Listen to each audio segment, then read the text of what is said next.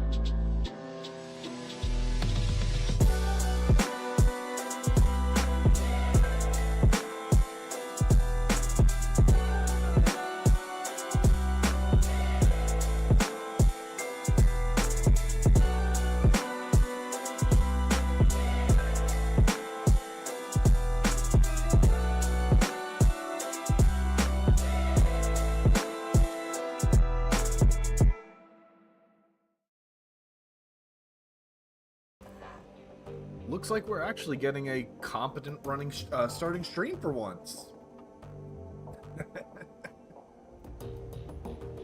Math, Jay, Ollie, Kitty, happy to see all of you. And everybody lurking too, happy to see you too. Well, happy to not see you. Yeah, so let's see, I know there was something I wanted to respond to here. I know with Kitty, I've been meaning to do more laundry. Math usually handles it. Streamlabs is awake too. Math usually handles the laundry, but you're right, Jay, that it is so satisfying. So relaxing. We will meet with our new client, Frau Muller, before I get into something I want to talk to you guys about, XCOM. The reason that this was kind of a last-second decision. Set against the frozen cobblestones of the empty park, Frau Muller looks completely out of place. She suppresses a shiver and hugs herself for warmth. She appears as Amsel described her, an impressive-looking woman of Aslanter descent, with coffee-colored skin and wavy dark hair. Everything about her screams corporate executive, from her expensive-looking suit to her tastefully understated makeup. She's obviously nervous, but she's hiding it well. She locks eyes with you and hesitates only slightly before speaking. Dapper, I presume. Herr Amsel told me I could meet you here. He wasn't lying. Said you had a job for me. She holds her silence for a moment, then nods. Yes, I do. In truth, I'm in desperate need of your help. And tell me what you need, Frau Muller. It is. I actually love that hairstyle. It's so... To me, this hairstyle is the female equivalent of a shaved head. It works for every situation. She offers you a small smile. An assumed name, obviously. But I've been told that's how you people do business. She straightens in her seat and tries on a smile. It hangs there for a second, then fades away. She sighs. From my accent, you've no doubt inferred that I am Aslanter. And Astlaner? Astlaner? I've been saying that wrong the whole time. Further, you may have guessed who I've worked for. Oh, okay. So, like Aztec. Astlaner. Okay. Afraid that I haven't. Care to fill me in? I have no idea how to do an Aztec accent, so she's gonna have to stay German. Aztechnology. The only Aslan-based corporation operating in Germany. I've been with the company for over a decade. Over the course of my employment, I've worked on a great many projects. From the innocuous to the obscene, my hands have touched it all. Never once did I question the wisdom of our research. Never once did I consider blowing the whistle? Blowing the whistle on our employers. I kept my nose down, worked hard, and excelled at all tasks set before me. I must love you. Really? I didn't know that. Every stream, Ollie, you teach me something, I swear to God. No more than any other employee. But my commitment and work ethic were recognized, and I ascended the corporate ladder fairly quickly, which brings me to where I am today. Last month, I was transferred here from my home in the Aztec word. Tenochtitlan? No, there's no T.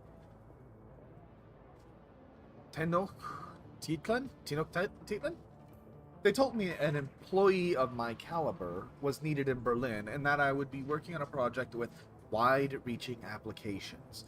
The only other detail I was given at the name was the name of the project. Bloodline. That doesn't sound good. She looks you in the eye, and for the first time you see the cracks in her composure.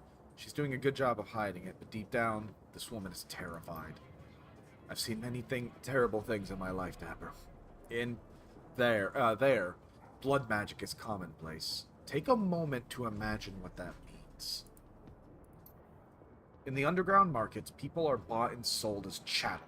Street children are rounded up and bled like lambs. I witnessed all these things by the age of 12. Yeah, in case I hadn't made it clear, the world of Shadowrun sucks.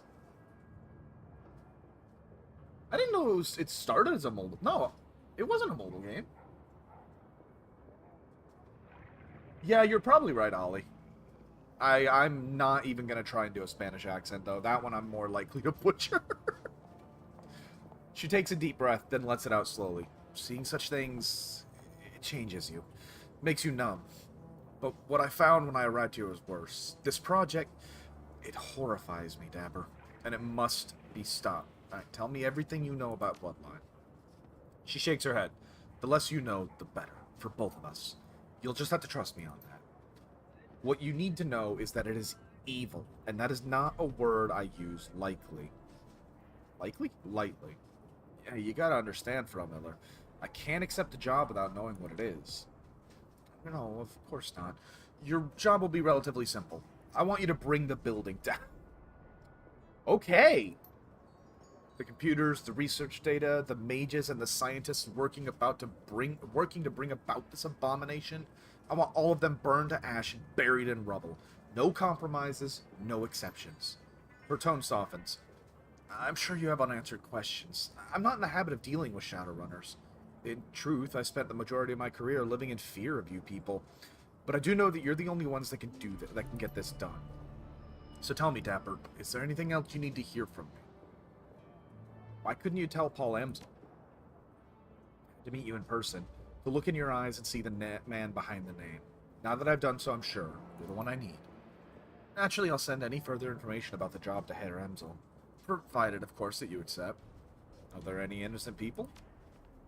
None of us are innocent, Dapper. But if you need to salve your conscience, rest assured that at the hour of your approach, the only personnel authorized to be on site will be security and senior members of the research team. And I assure you, neither are innocent in this matter. If the Bloodline project reaches completion, no one will be safe ever again. This sounds like hyperbole, I know, but it isn't. The Bloodline project will lead to countless deaths. Yeah, no shit, Jay. I'm certain that enough of this to hire you, despite the fact that doing so will probably cost me my own life. How do you expect me to drop a building? You don't need to. All that you need is a competent decker.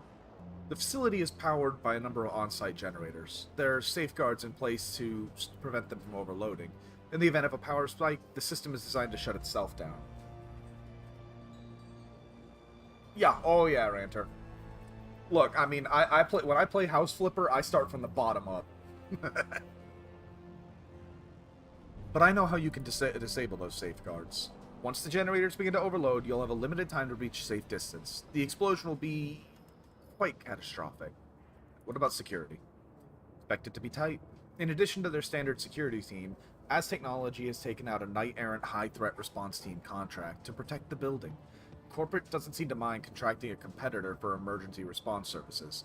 That should give you some indication to the uniqueness of this project. At any rate, I believe you come to a solution to the knight-errant problem. Discuss the matter with your Herr Amsel if you take the job. Alright, let's talk money. 36,000 Nuyen. As I told your Herr Amsel, that's what I've allocated. I guess that's fair?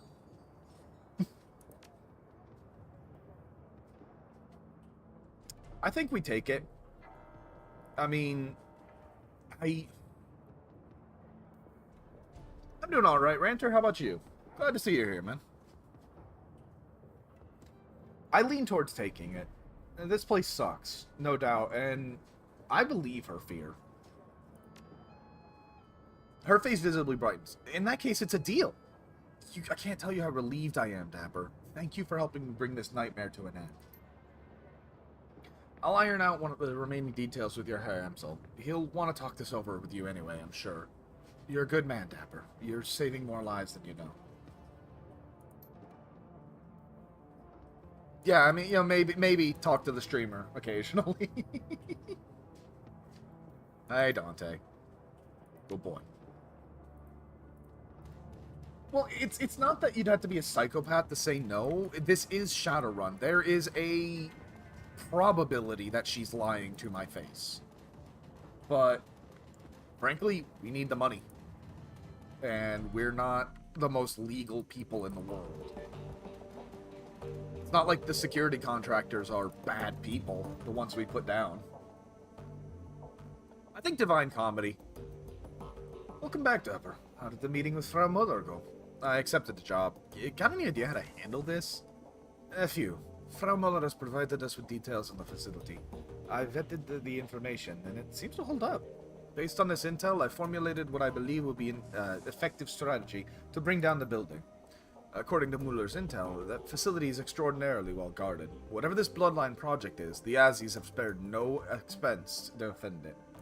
Fun fact, another friend of mine knows me as Azzy. Or Ozzy, really.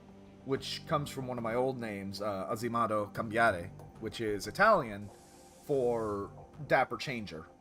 Because I used to do shape-shifting characters all the time. The facility is patrolled by S Technology's internal security personnel. On their own, they would pose a challenge, but I don't doubt that you can brute force your way through them. Unfortunately, they will not be on their own. S Technology has purchased one of Knight Errant's most expensive security contracts for an additional line of defense. Look, so kicking in the front doors out. I should say so. I pulled some strings with an old contact of mine, and he's provided me with an address of a small software developer, OTK International. They write the firmware updates for Knight Errant's comm systems, and their defense should be considerably weaker than S Technology's. My contact has informed me that OTK stores an off-site hard copy of every firmware update it develops for data security purposes. My suggestion is this. If you hit the offices of OTK International and reduce their computers to slag, in the interim, I will have the hard copy of their next update replaced with a compromised version. When OTK's next update goes live, our compromised version would push out to Knight Errant. When you hit the AS Technology facility, I'll be able to track Knight Errant via their comm links. This should make the bot run much more manageable.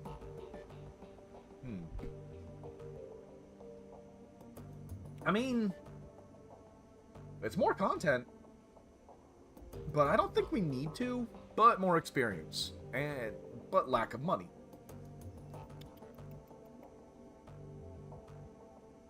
What the hell, let's do it. He fishes in his pocket for something. A moment later, he produces a corporate ID with your face on it. Who the hell is going to hire a troll for data security? Call that judgmental, but this place will get you through the front door of the office that contains the OTK International. My contacts has only provided me with the one card, so you'll need to let the rest of your team in through a side door. Sounds good? Very good. OTK's offices aren't far from here. You should take the U-Bahn there when you're ready. Yeah, pretty sure it's Divine Comedy, Dante. Sit. Hey, good dog. Play dead? Nope, not yet.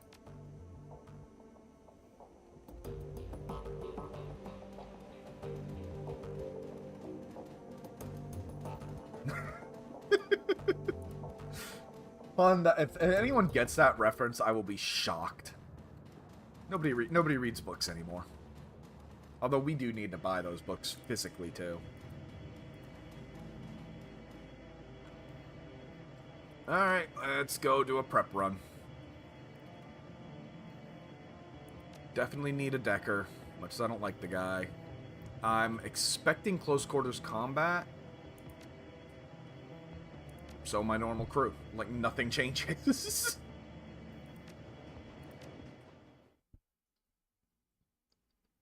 Monster Hunter International. Great book series. I highly recommend it.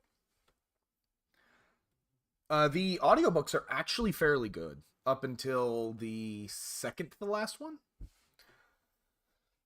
OTK International is a small-time software developer, and it shows. The company's main office is crammed against the back wall of a massive shared office park, surrounded by competing businesses and larger corporations. A steady trickle of dead-eyed wage slaves flows in and out of the comp... God, that hits too close. Dead-eyed wage slaves. Ugh. The office park's main entrance is overflowing with hired security, but your forged keycard gets you past them easy enough. A few minutes later, you're walking the winding corridors towards OTK International. You're only a few smashed computers away from putting Amsel's plan into action. To be fair, I'm good at smashing stuff.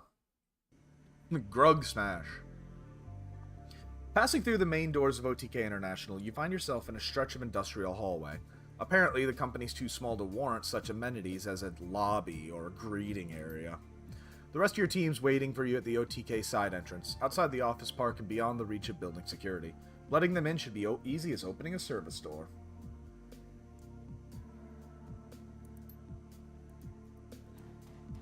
Yes, boy, I see you. I know you're hungry, but Mama didn't leave you with a snack today. Oh. As you pass by the open door, you see a middle-aged wage slave working at the console. His back is facing you, and he doesn't seem to have noticed you. Let's try and just send him on his way. You step into the room and make your way towards the wage slave. As you approach him, he sits bolt upright and begins to turn towards you. Let's wait. The wage slave turns and blinks at you. Who are you? How the hell did you get in here? Hey, sorry, man. I didn't mean to startle you. Name's Jonathan. I'm the new contractor. Just wanted to swing by and say hello. Oh, well, hello then. I'm Klaus. He glances at his PDA. Oh, good God, I should have clocked that an hour ago. Pleasure meeting you, Jonathan. Good night. Good night, Klaus. No reason to cause trouble.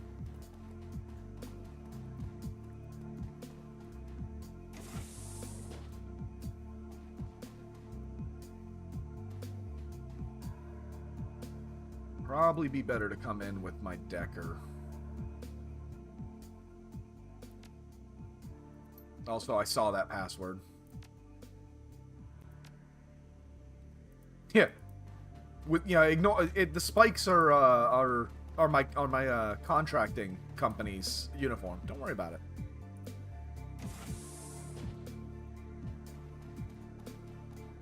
To be fair, Jay, Shadowrun is a world that I would expect a contractor. Oh boy.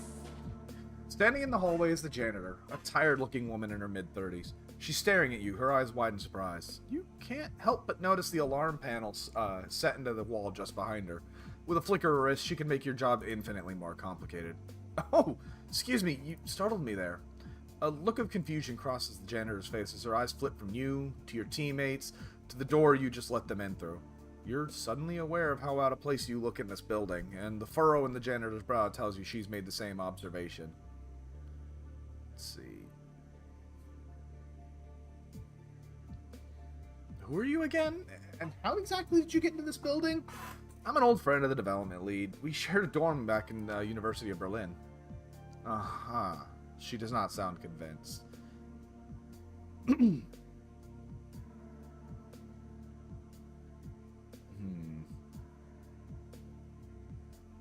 You know what? She's a wage slave. I do think don't worry about it as the best thing. Well, how much will it cost you to step away from the alarm? Yeah, look, if you don't mind hanging out right here, I think security would like to have a word from you. Alright. Tell it trip the alarm, you're a dead woman. The janitor freezes in her tracks, her eyes wide with panic, and raises her arm to the side. Look, just don't hurt me, okay? I have kids at home. You can go wherever you want. She looks like a deer caught in the headlights of an oncoming truck. Through the glare of the room's halogen lighting, you can see her eyes are brimming with tears. I'm not gonna hurt anybody if I don't have to, alright? Now just move along, forget you saw me, and I promise everything will be alright. She nods, streaming down her tears streaming down her cheeks. From her body language alone, you can tell she's petrified. You've seen this look before. She's not gonna cause any more trouble. We don't want to cause trouble. We're not here to hurt anybody.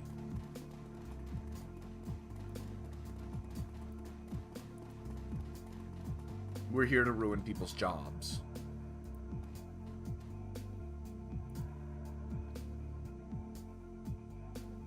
Lucy's B-Day on Tuesday, June the 26th. How convenient.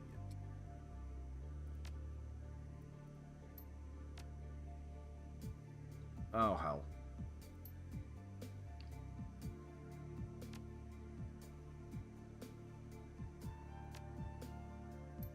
You know what? Blitz, get me in.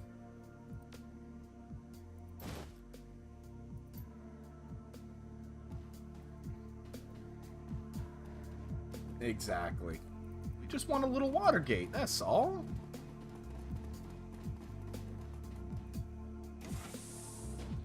I don't doubt she has kids at home. She's just a janitor. No need to hurt her.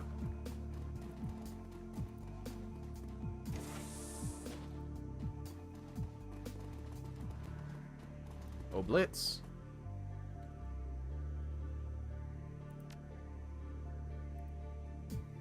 Oh, so we are actually getting our first look at the hacking in this game, which is a full-on different combat system.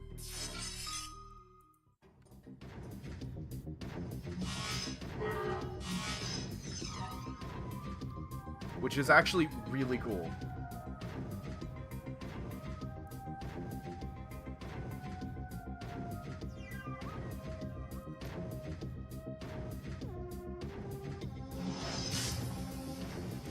You know, I probably could have just ripped the door off its hinges and not worried about this.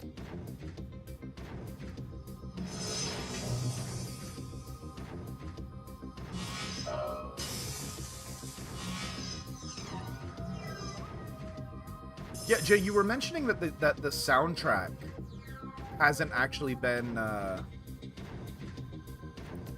ahead and reduce the alarm state. We just want to keep this as quiet as possible.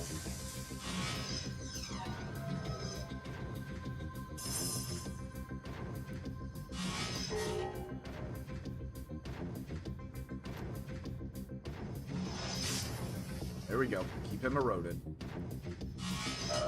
He's charging something and I don't like it.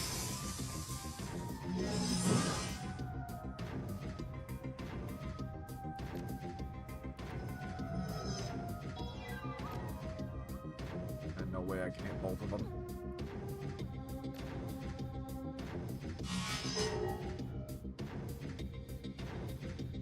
It is funky as hell.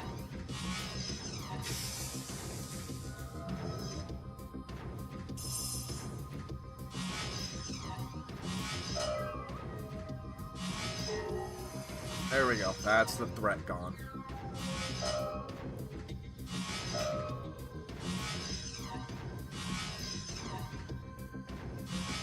Oh! Yeah, I don't use Blitz that often.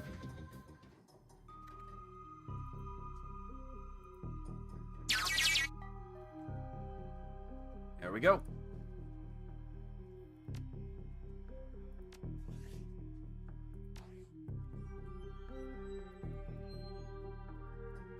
I guess I should just run all the way back, just in case.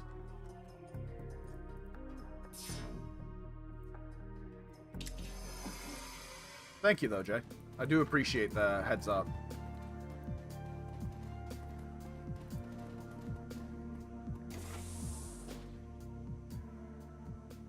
Halt! This is a restricted area. The guard raises his weapon. His voice is brimming with excitement. Show me your ID, now! Yeah, it's right here.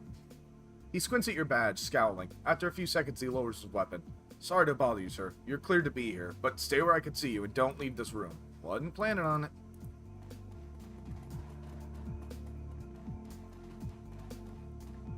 Jesus, they treat their own people like that, huh? Probably a bad idea to start hacking directly in front of them, but let's push the go button and see what happens. Yeah, pretty much. Bro cares way too much about his job. Yep, there they are. That's right. Thank you for the reminder, Jay.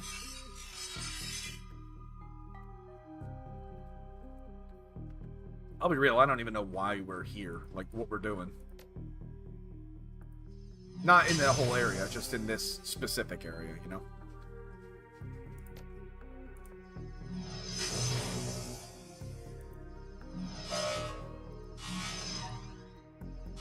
Probably wasn't a good idea to smack Blitz and on my own, but that's okay.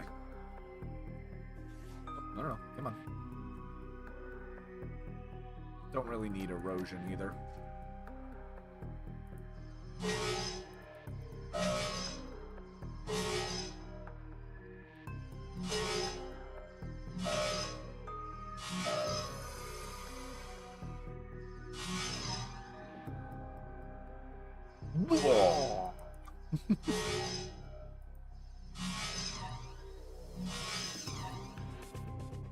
Getting to cover.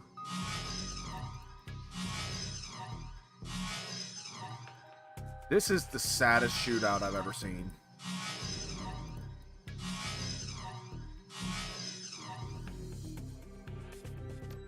You want to... Oh, come on, Blitz. Why do I keep you around? There you go.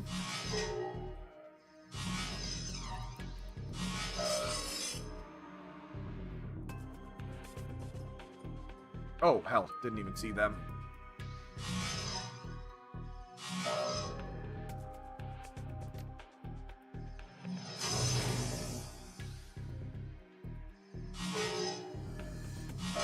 I can't help but notice, though, they're guarding this entrance, so...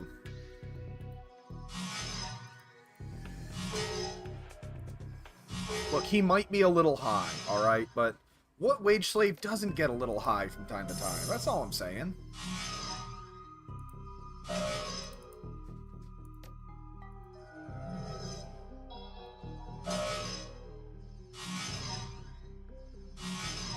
YouTube, Susan, this is a joke. Let's go check this side first. Son of a bitch.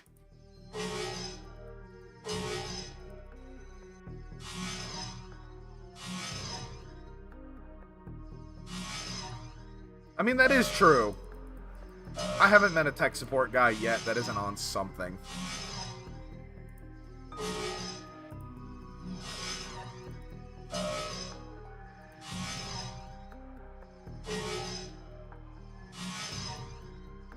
Hey, just remember, this is all to make our actual job easier. Oh, right. I should probably explain... Oh, financial data. Take that. I should actually explain why XCOM is a little delayed now. So, XCOM had... I was gonna fix... That's it. I was gonna fix PC, so then I got high. I was gonna break down your ISP, but then I got high.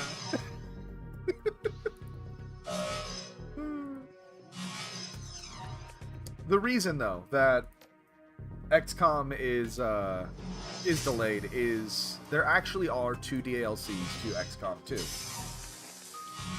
And the, well, 2.5 if you count the whole expansion of the War of the Chosen.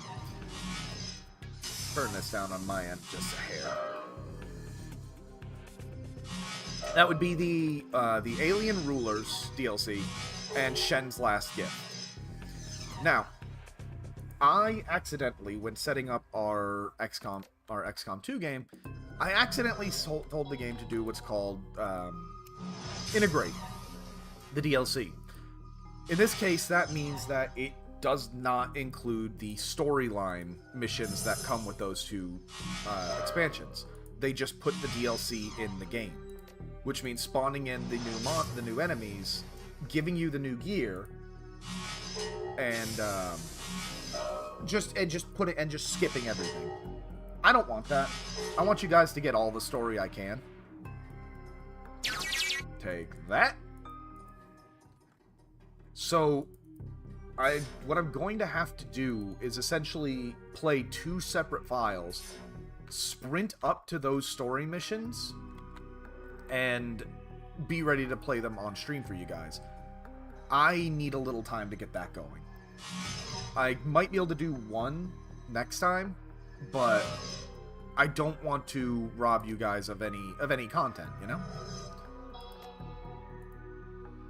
So, like I said, I will have to delay XCOM for a little bit from here on.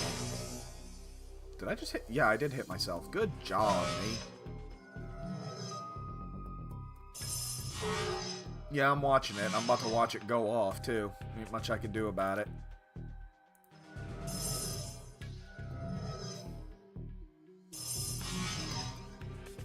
I never was a fan of the hacking, to be honest with you. It's not bad, I'm just terrible at it. Which is weird, because it's essentially the same thing as just normal gameplay.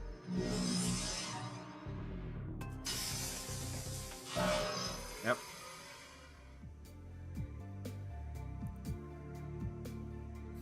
This is probably going to immediately trigger the alarm, too. Yep.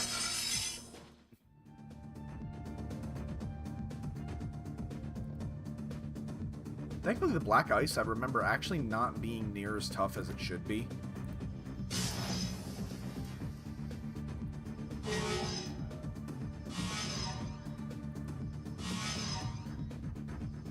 Yeah, as I recall, there's actually just no penalty for failure.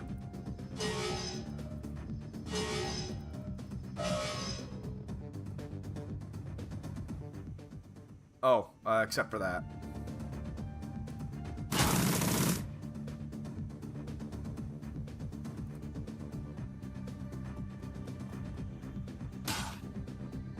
You know, the worst part is probably this was all optional and I didn't have to do any of it. Oh shit, sorry, Glory.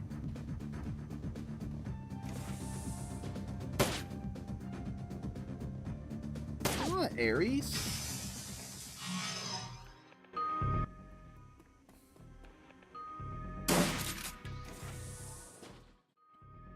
It's fine.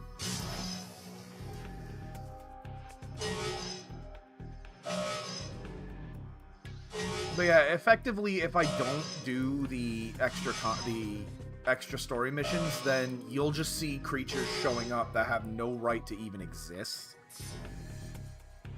And that just... I don't want to do that, you know?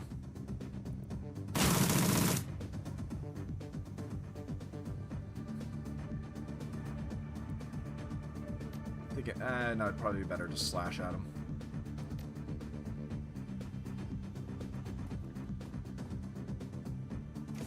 What? Glory. Sweetie.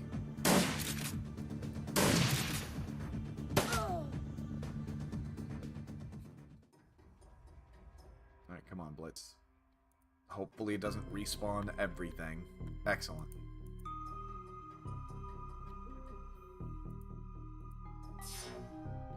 I pay this man. I just want to be clear on that.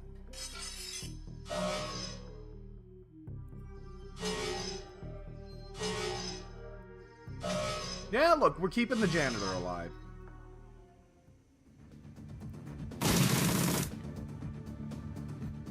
Right now, our casualty list is actually shockingly low. Bye, janitor.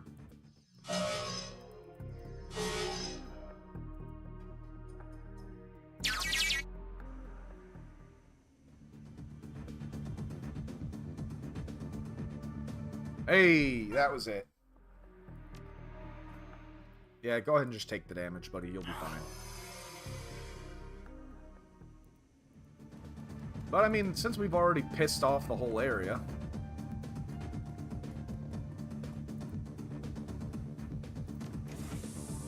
Oh, hi.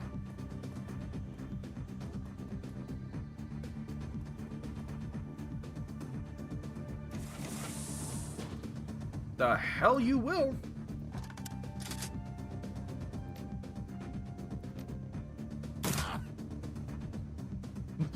Why would you scream that out, bro?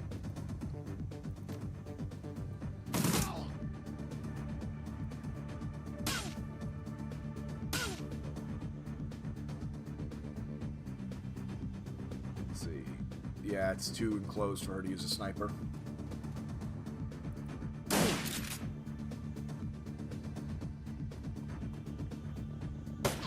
You serious with this?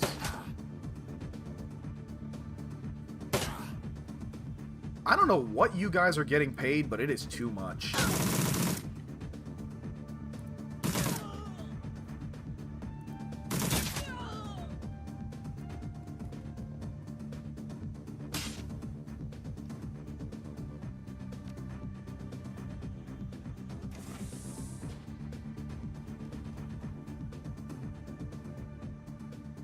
Let's see. Okay, this is where they wanted to get the drones going. Okay, let's get the hell out of here.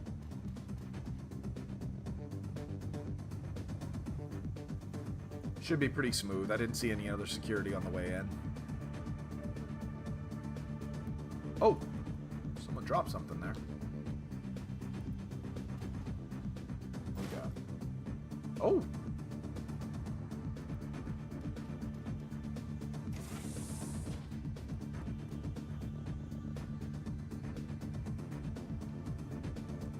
Hey, Viga. What you doing here, man?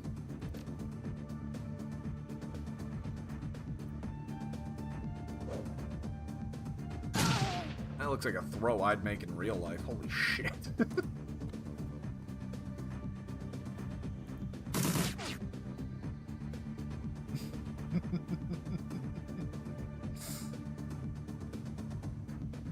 Hey, look, I've said it before, right? If no one's left to report you, then technically it's a stealth mission, alright?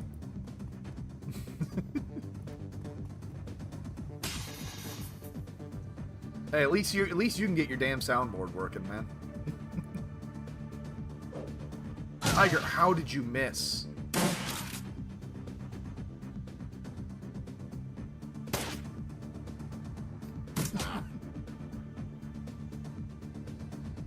Oh yeah, Aviga? Who the hell is Aviga?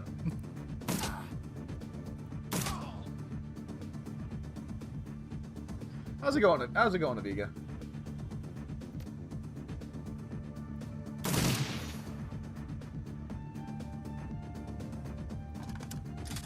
God, yeah, Jake, now that you pointed it out, oh, hold on. Oh. Now that you pointed out, Jake, I can't stop realizing, like, it is so fucked up that the soundtrack was never put anywhere, you know? Bleed ought to handle him. Will you get out of cover? I saw that, Vega. How is it? Because I heard that was good.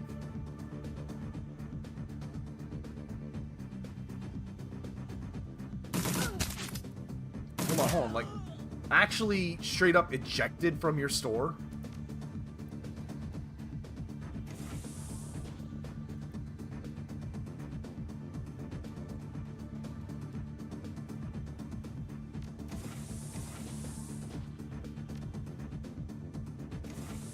Oh. Oh. God damn it, Iger, you have a shotgun.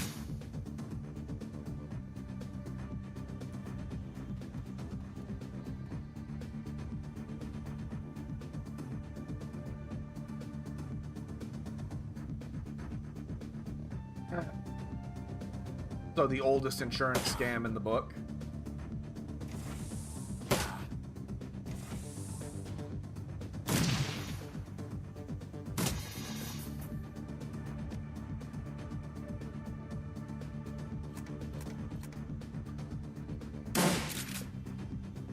Come on, come on. You know what? You two just get going. Oh, hi, security. Coming in late. Yeah, no doubt. I can't stand people who do that shit.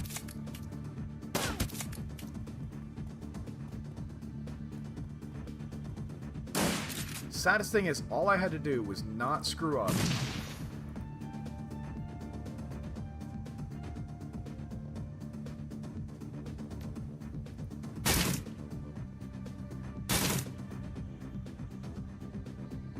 And we should try and twin slash these assholes. Atta girl, Glory.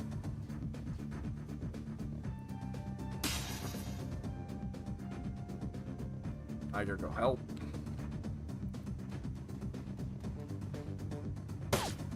You gotta be careful though, Jay. You have a bad habit of saying shit under your breath, man.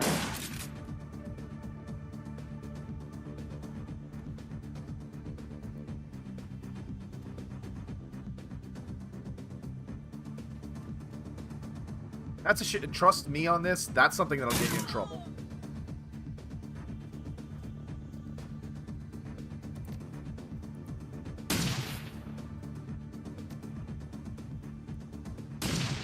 Atta girl.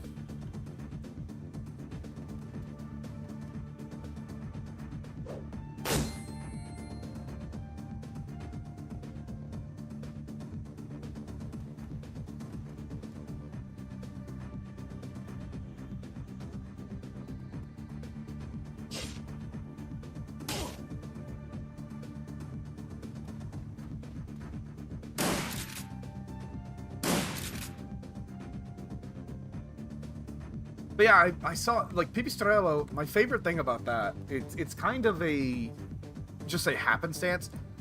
For reasons I'm not getting into, I happened to learn the word pipistrello like a day before I saw that game. And it's one of those, I can't remember the effect. I didn't know that, hon. I know I definitely was. Got me in trouble in the military, even. Yeah, I just happened to learn that what pipistrello was, and it's that effect.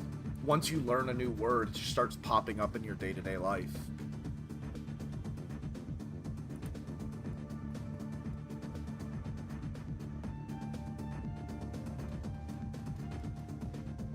I mean, not a bad stealth job for a team with 2 trolls. I can't remember what that effect's called.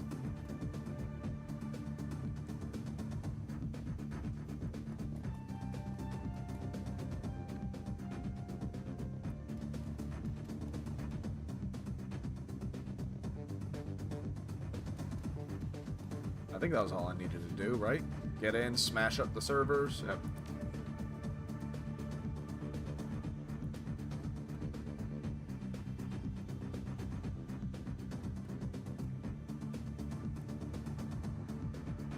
We can rest up a bit and get to our next job.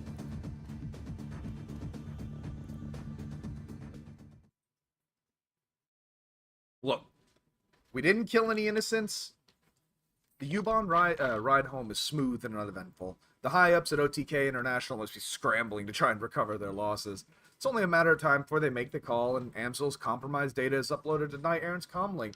You're going to be rolling into Az technology with one hell of an advantage. Not bad for nice work.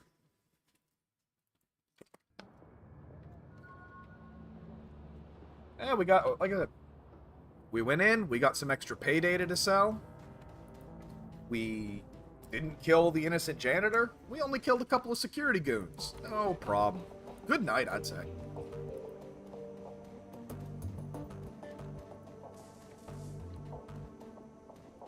Go ahead and sell that pay data first.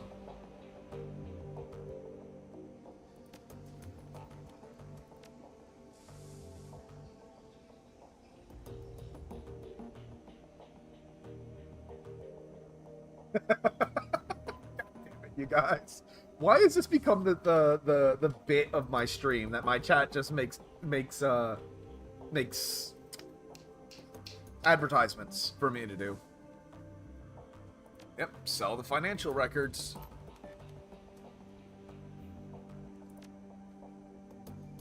Let's see, do we have any mail? Screen flickers to life and Mallet's face appears. From the shifting background and ambient noise, it's clear it was recorded on a portable device. Boy, Dapper, just wanted to tell you that I met with limited success on working on that stacks of DVDs. It's a thorny problem, but at least I'm making some headway. If you look at the table beside your DVD player, you will find another recovered disc. I wasn't able to salvage all the files on it, but I think you might be interested in what I did recover. For my part, I'm going to continue working the other DVDs. To tell you the truth, I couldn't hold out much hope, though. They're all badly damaged and suffering from disc rot besides. I'll be in touch. My best to you and your team. Anything on the BBS? Yes. Really attention-grabbing headline, right? That's how the local news has been spinning it. Truth is, the schoolhouse was abandoned years ago and is being used as a humanist recruitment and training complex. You're kidding me. A friend of mine was just going there after class and he said it was a community center. I know none of you are fans of humanists, but that entire chapter house got wiped clean. There were probably some kids there off the street who were just looking for a hot meal. Screw humanists for exploiting them, but they didn't deserve death. Good riddance to those assholes. Streets are a bit safer now that they're all buried. Went trolling on the humanist board, and that place was totally wiped out. Volker Stahl was in charge of that chapter house. Good riddance to that piece of dreck. Just got offered a job to geek one of Humanis' lieutenants. Seems like Stahl is dead and a power struggle is already underway. Taking the job? Not my kind of work, but I gave Johnson an address to one of your Trick's dead drops. Cheers, mate. Just finished up drinks with a chummer who was doing some biz up there. The real story is that Humanis did not want to pay services rendered, and some hired muscle went crazy and took them all out. So the muscle decided taking the whole place down would get Nguyen back? That's one way to make a living, I guess. Even if your friend did get screwed out of a bit of Nguyen, I don't think Humanis would ever even be worth the bullets, especially that many of them. Jast seems real chummy with them. Let's see. Hey, Formula 17, that's the stuff we put out. So we've all seen this one floating around the tricks. This is some serious stuff. Got heavy-duty corporate and all over it. Not a lot of players could be behind something like this. Ares or SK, maybe one of the big pharmas. Sithering or AGC. Of course, you can never just totally discount the Azzies either. Tolstoy, my esteemed colleague, where indeed there's a recipe for some top-shelf dreck. Whispers from the shadows say it's sourced straight from the F-state. Hey boys, I'm a big fan. You know, long-time reader, first-time poster. Interesting concoction you have there. I'm itching to cook some up. So many interesting properties to play with. I've already got a few tweaks in mind for my own special 2.0. You sure you want to do that? This stuff doesn't play nice, and corps are really bad at sharing their toys. You can, of course. Just gotta always share their secrets for them. Just gotta make sure you run a little faster than them. Always run an AC dub, like clockwork. Bandit, I'm touched at your concern, but don't you ever worry about little old me. I do declare this shall be ever so much fun. Yeah, we're just gonna get back to work.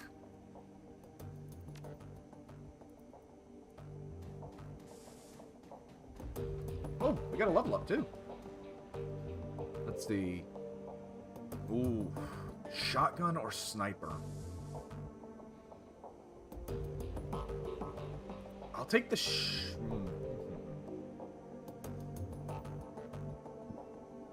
On one hand, ignoring armor entirely is great. On the other hand, stripping it and shotgun's a little more general use. Always taking 8 armor. Hell yeah, Dragon's Breath. More strip armor.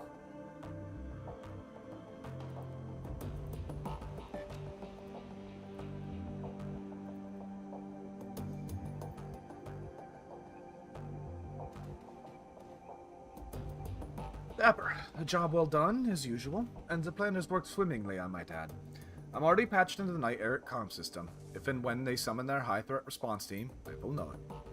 As soon as you finish resupplying, I'd recommend heading directly to the Jawul district. What the hell is the Jawul district? Commercial district shared by a variety of competing corporate interests. As technology controls the largest share of the district, including the major utilities that serve it. You'll find the facility that you'll be raiding there. Considering the level of security that as technology is running, I wouldn't count on medical evac being available. In fact, I'd bet against it. That means anyone that falls unconscious there will be buried when the building collapses. Okay. Noted. One last thing. Frau Miller sent me a message while you were on the OTK run. She says that when you reach the sub-basement of the facility, you will find a security door. That door's maglock can be opened via a voice print recognition system. Apparently, Frau Miller surreptitiously recorded your meeting. She claims she's added your voice print to the Aztec database.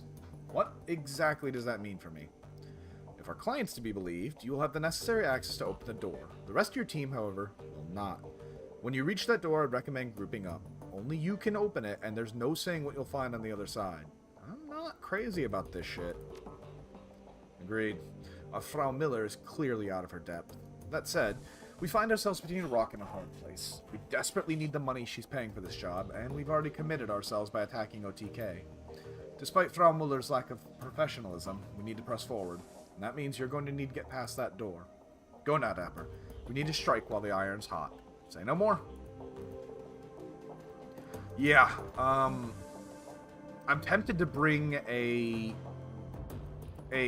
burner team. I really am. Medic. I don't remember where the medic is, and I don't want to look. Although I can check the gun store.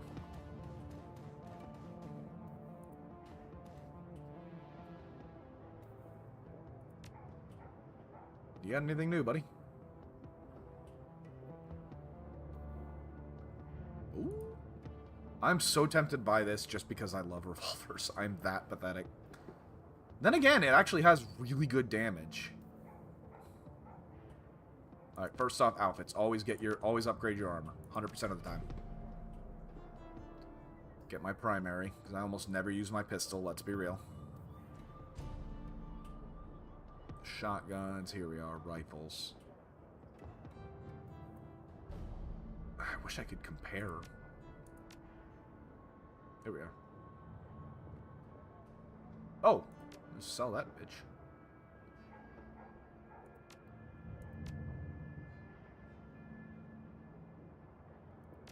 Alright, we'll take it and then we'll just check. Alright, what do we got? H&K, G12A3, 13 damage.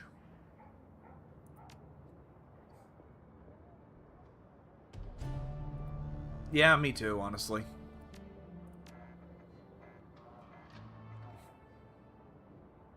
Let's see. H&K, G12A3. This is what I got. Better capacity, but not as good damage. I'm not taking it. I'm good. At least until I get range combat 6 and I'm up to the Colt M23. I'll go ahead and sell this armor too.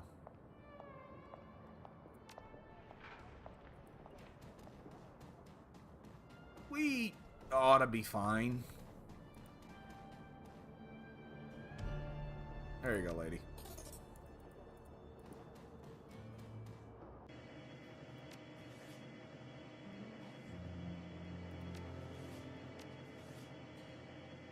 Yeah, honestly, it's one of those things. I don't like having my team on drugs. Like, I know it's stupid, and Blitz is gonna be on drugs no matter what, but I don't, and I rarely take the time to use buff items anyway.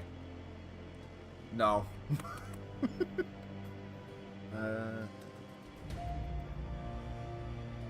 Sorry. Like I said, I am unabashedly using a guide for a specific weapon, and I just want to make sure I have everything I need for it. Strength 7. All right, we're good. Shoot.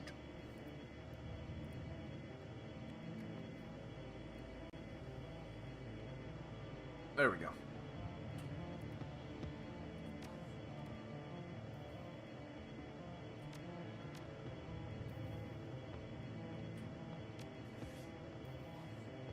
What's a troll without good endurance, eh?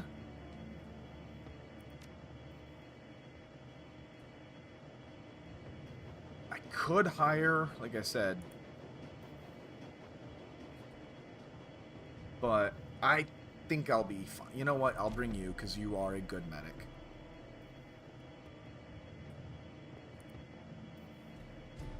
You are a terrible medic, so you're not coming. No, but we do need a decker. Guess it's my normal crew.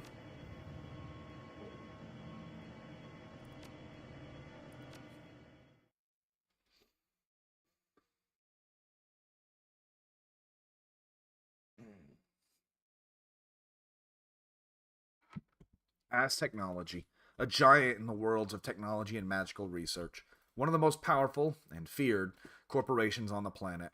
There are very few places in this world that tendrils of vast technology cannot reach, and Germany is no exception. The black glass edifice of the Azzi Pyramid dominates the courtyards of the Citadel Spandau, and countless other, more innocuous facilities can be found all over Berlin. The lab that they maintain in the Jewel district is one of those. According to your client, the project that the Azzies are working on here is dangerous. So dangerous, she's paying you to bring the entire building down. I know it's just a basic med kit, but it's better than nothing. We go. As the old League meme used to go, men go in. The Ewell District is everything your client made it out to be.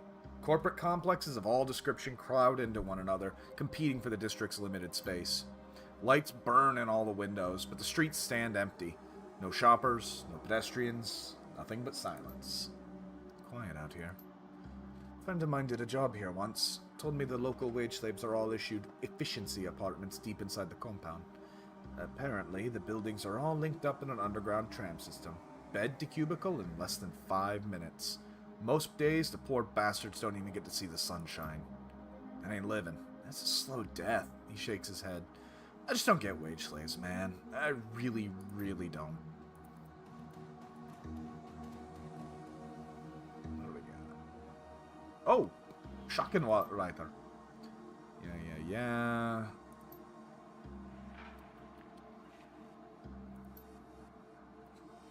They want project data. Okay.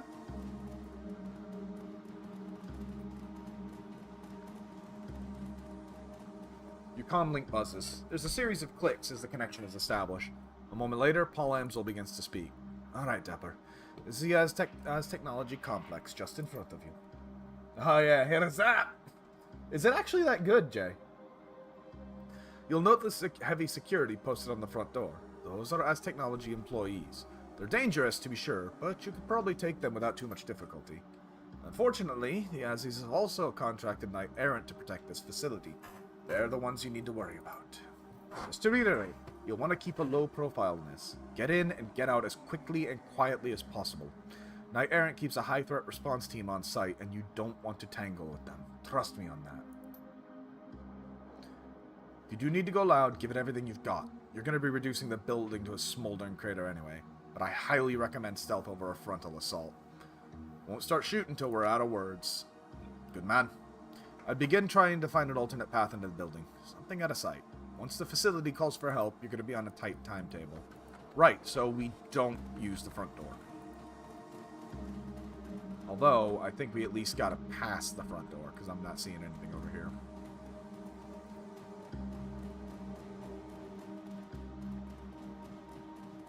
Just a normal Sunday, don't worry about me.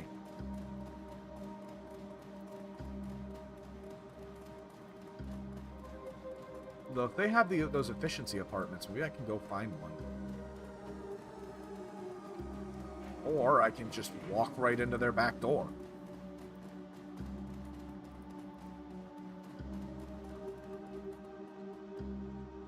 Or not. Hold on. Up. What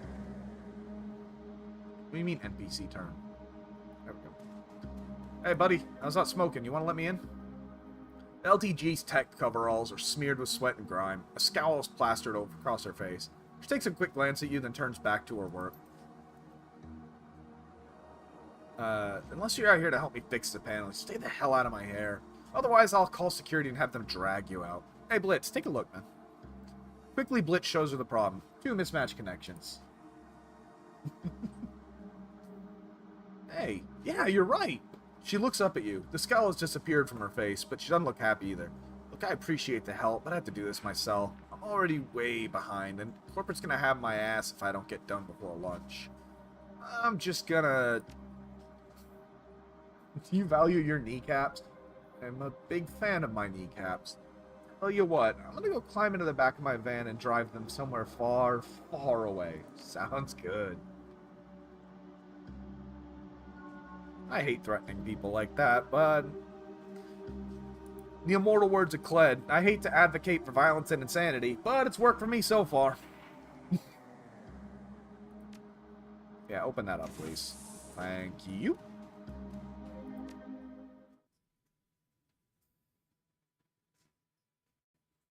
The glittering halls of the Technology facility stand in sharp contrast to the megacorp's unsavory reputation. Everything in here screams money. From the mirror polish on the floors to the obsidian inlays in the walls. The generators and the Bloodline project lie somewhere beneath your feet. Hell yeah. I want to get paid, baby. Nice work, Dapper. There are no alerts thus far. Hopefully you'll continue to avoid detection as you make your way through the building. If an alert does go out, I'll get you an ETA and their reinforcements, but hopefully it won't come to that. I marked an elevator on your PDA. I'd start making my way there if I were you. It's the most efficient path to reach your objective. Best of luck. I really wish I had put more points into charisma. But I am a big troll, so. Ah, hell. Alright, Blitz. Take 2.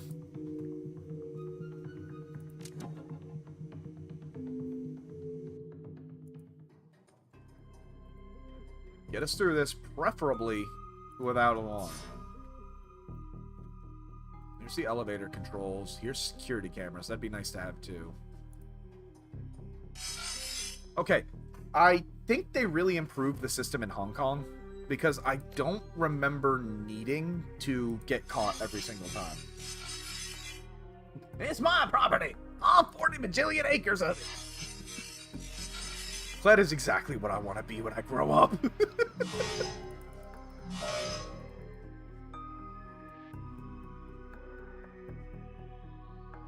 Ooh. So we're just gonna have a little mosey over here then.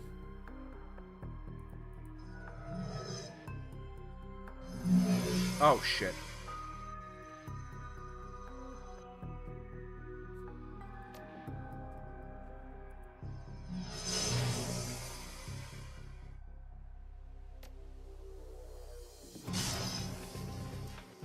I'm actually gonna try real hard not to screw this one up. Suppression every turn I can.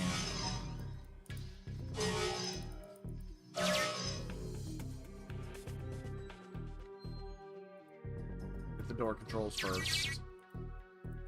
Because that's our primary security cameras. And go ahead and get that elevator controls going too. Nice. Nice and quiet.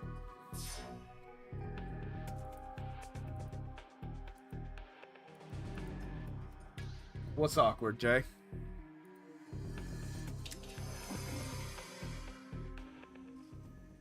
Ooh. I see people. Yeah.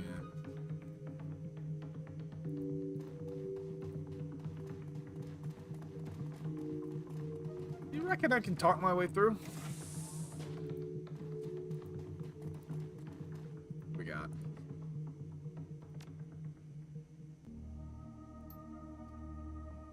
Gotcha, I've got... Oh, yeah. Gotcha, I've got some pretty grave concerns about the new project. I don't know what they're doing downstairs. Not exactly, anyway. I'm pretty thoroughly creeped out by some of the inventory requests that have been coming onto my desk recently. We decided to sign on with Az Technology. We talked this over. We knew the company's reputation, and I said I could handle whatever came my way, but this? I don't know, gotcha. The last order crossed the line. What would the research team need with a bulk order of gags, restraints, and 500 liters of hydrochloric acid? Oh, shit. Gotta run. Got a message about the comm. Looks like Central wants to see me about something. I'll catch you back at your apartment later tonight. Let's talk this over a bottle of wine. I know I could use it. Just a guess, Chief, but I'm thinking she never got to enjoy that wine. Yup.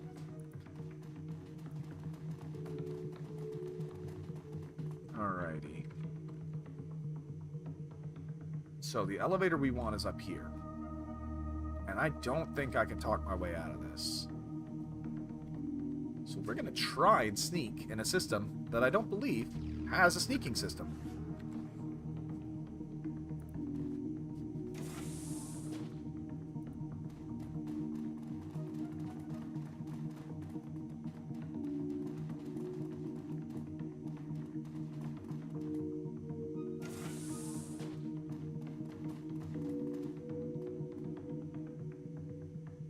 There we go.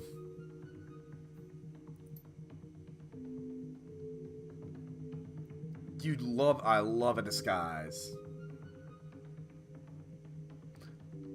After a few minutes of cursing and a couple of pop rivets later, the job's done. You take a moment to examine your team, then nod in satisfaction. They look like a group of authentic knight-errant security officers. Oh, that's handy. I'm all for avoiding a firefight if we can get away with it. He claps you on the shoulder. Good find, Chief.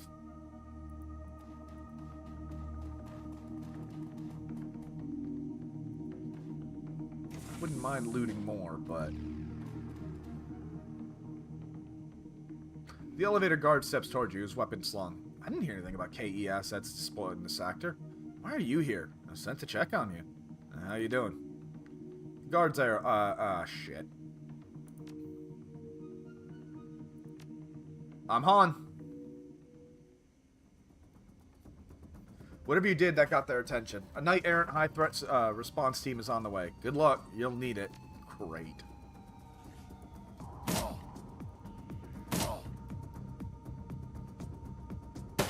Why can't more people not give a shit about their job?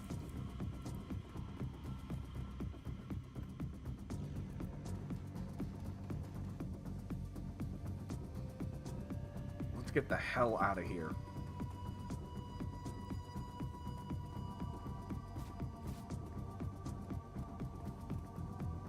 Ah.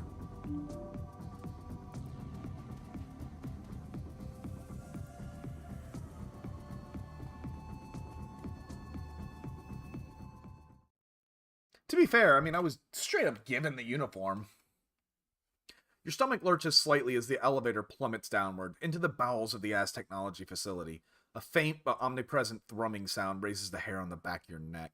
The deeper you go, the more certain you become. This place is vibrating with power, both from the generators and from something else. I mean, hey, I worked, I got in. Dapper, I'm afraid I have some bad news. The high-threat response team is on its way. It's only a matter of time before they close in on your position. You'll never make it back to the elevator in time, but I found another exit point for you. There's a security door near the generators. I'll mark it on your PDA. When you're ready to make your egress, that'll be the best call. Expect heavy resistance, Dapper. Good luck. Alright, so we got 18 turns to get in and handle this.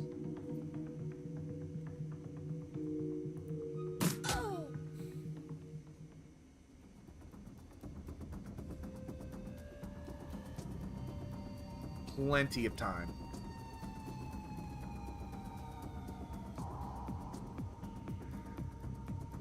Shit, Iger's not in position to see anybody.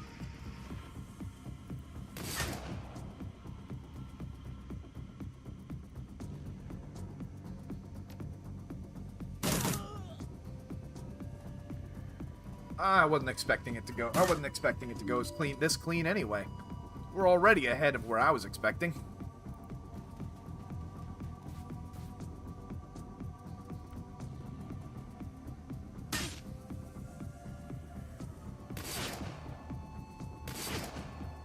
Damn it, Iger.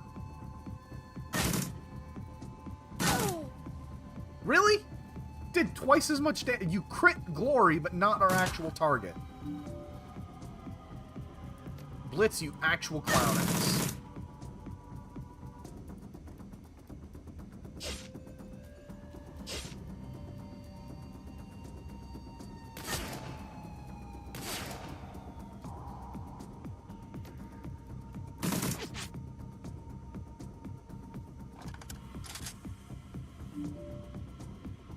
Alright, that's dealt with. Get going.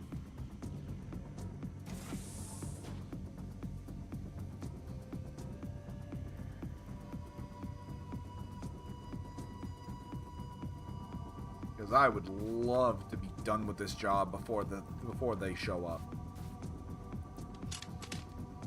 Or at least be there and not fighting my way for every step, you know?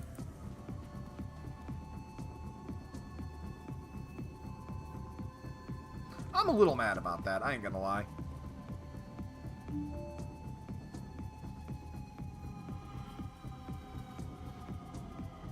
I'm gonna take a literal shot in the dark.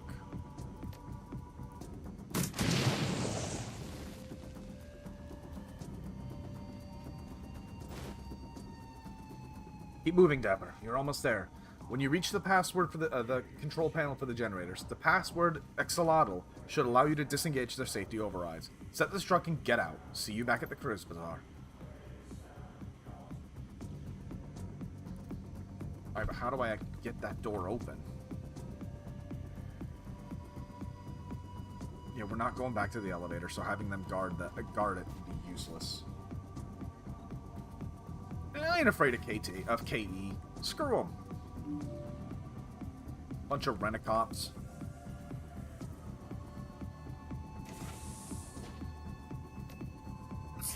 Pop that adrenal surge.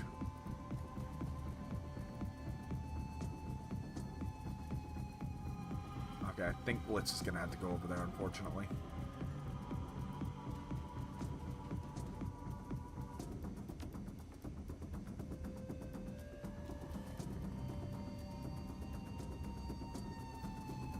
Get Iger in position up here.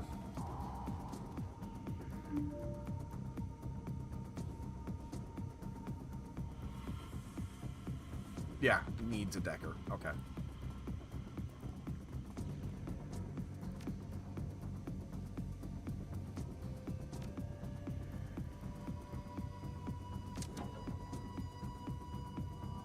Doesn't matter if the alarm goes down. Reload, set up, get ready for war.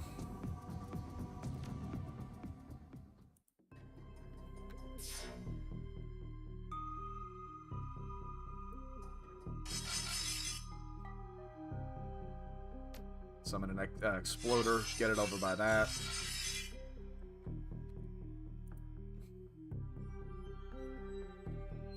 Now we know roughly how far they go.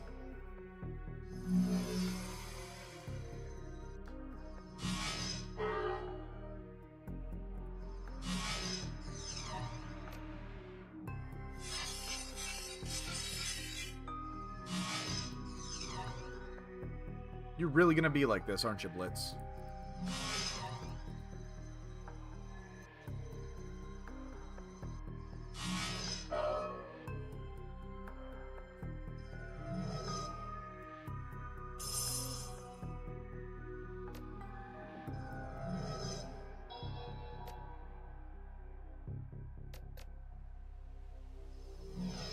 Try and wrap this up.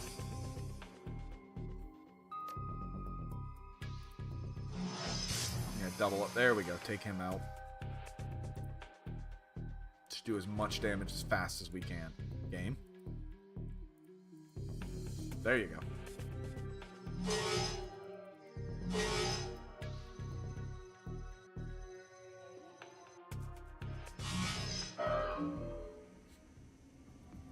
Can't really do much till he opens that door. He can't open that door till he's clean, so...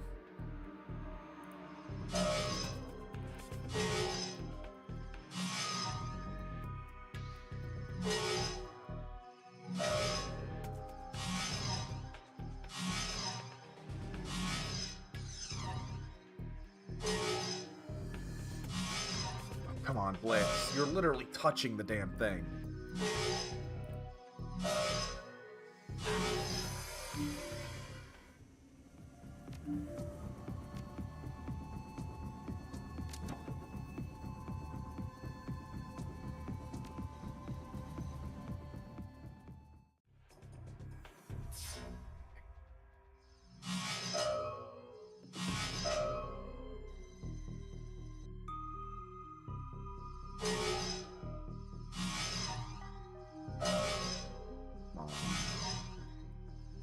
There you go. Get that damn door open now.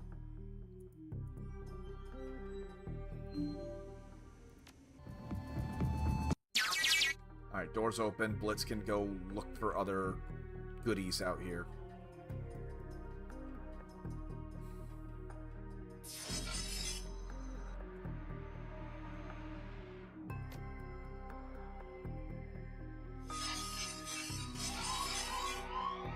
Yeah, I don't care.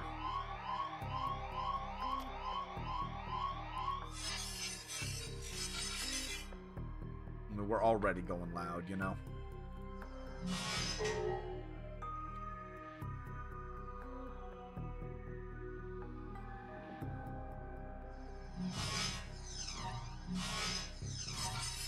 Why is the program specifically designed for attacking so bad at attacking?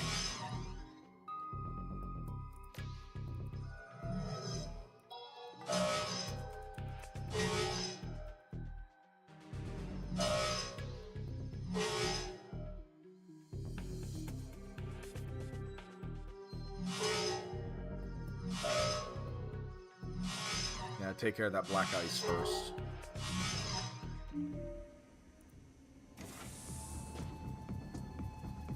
Well, would you look at what we got here? That looks like a... Well, I know... Yeah, grenade.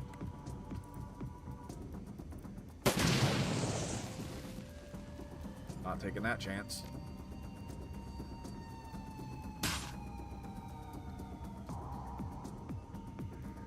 Sniper? Tiger, why can't you hit me one, baby doll?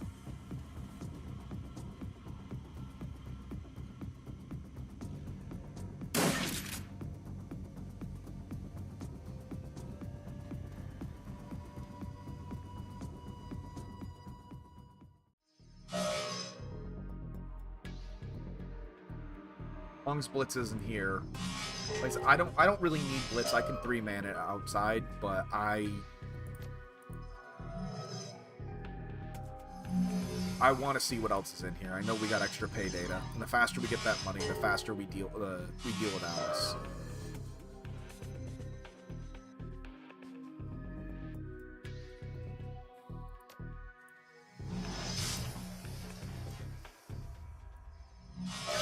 There we go.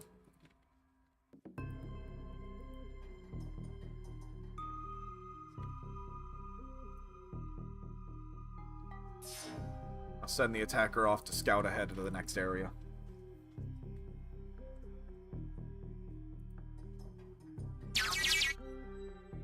Yoink. Get some pay data.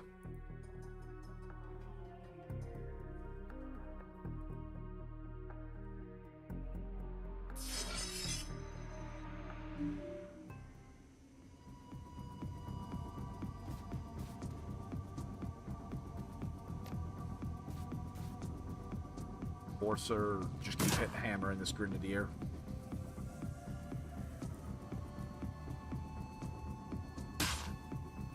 He should be dead. Move on to the next target.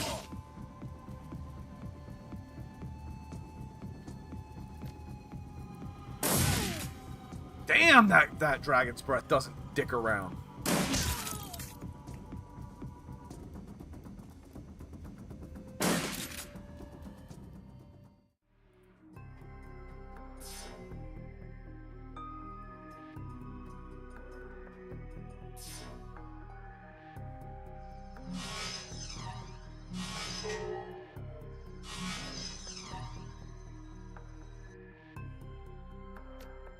First off, heal yourself up, Blitz.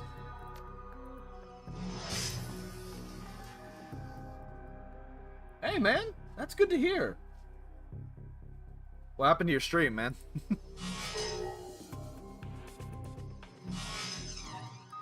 But yeah, no. Hell yeah, dude.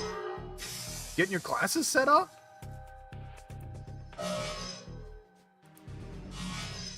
Finally making a run of the whole music thing, huh?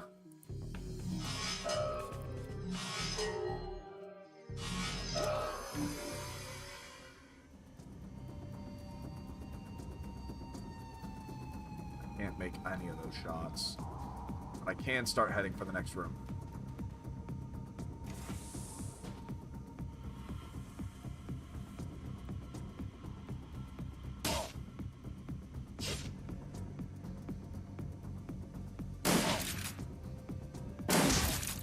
Go.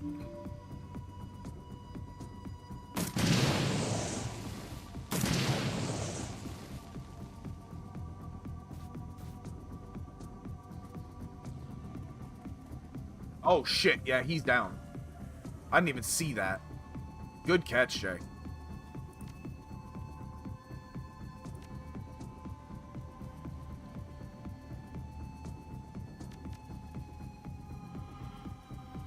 Yeah, Glory's gonna have to take a run back.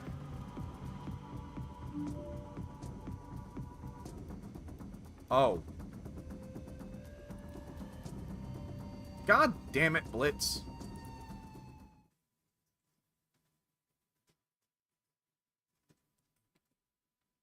Yeah.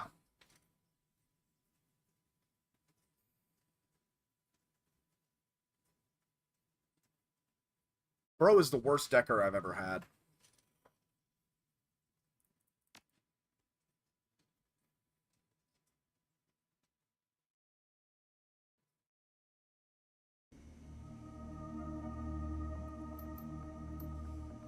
Alright, we try this again. If I fail this again, I'll try to clean up our approach. Really? 81%?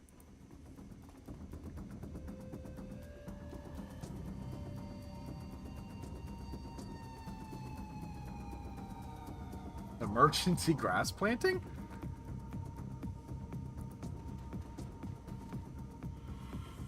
Don't worry, you literally didn't miss anything. Blitz is a fuck up as usual.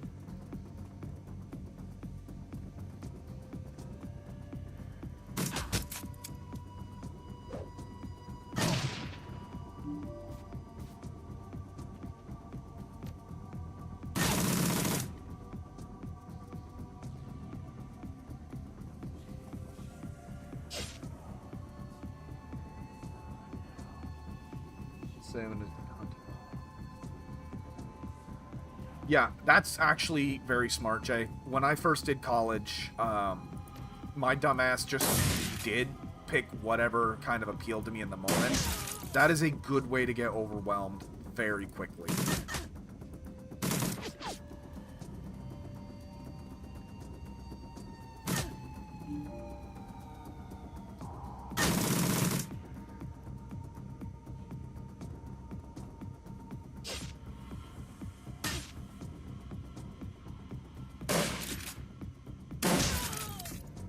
So I'll make sure this time Glory stays with Blitz, so when he inevitably fucks up, she can just pick him back up.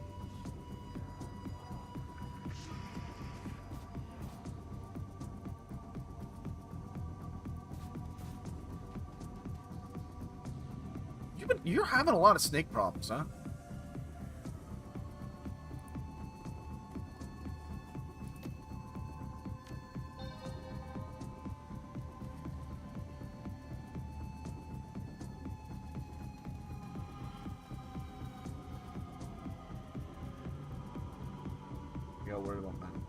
Oh, I see.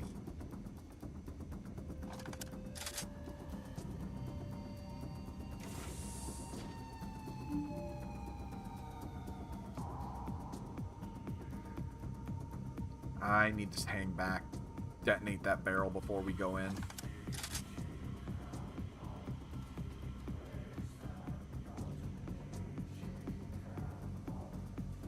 I'll be honest with you, I've never had to deal with snakes myself.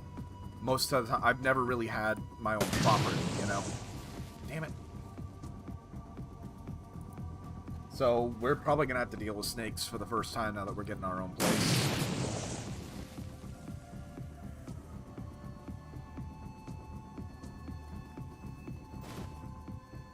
Yeah, I know.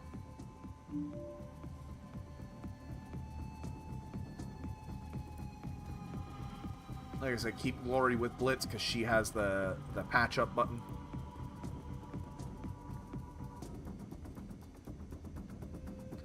Okay, I think I know what you mean, Ollie.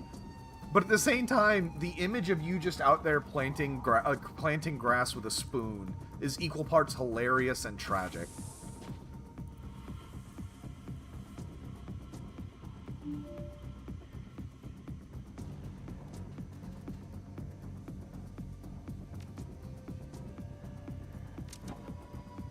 No, boy. Soon. Yup. I would 100% rather deal with snakes and scorpions.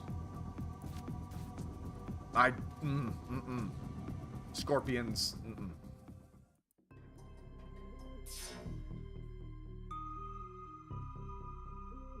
Alright.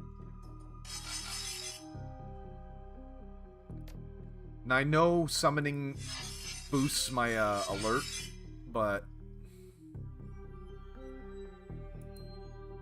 it's still probably the safest, quickest way to deal with this.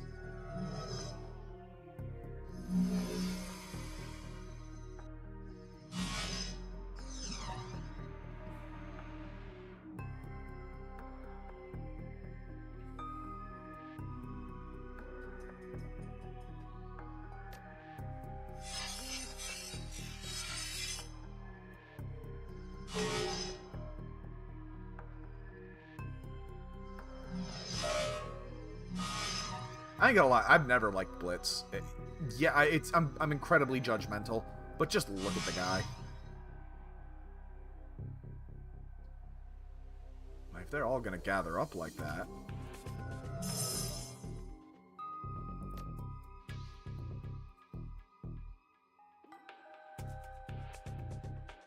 Ares, enough, you little shit.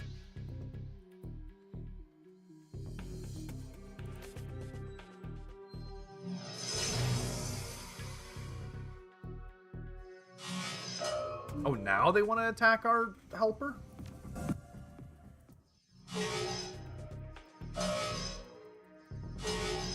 There you go. Much better, Blitz.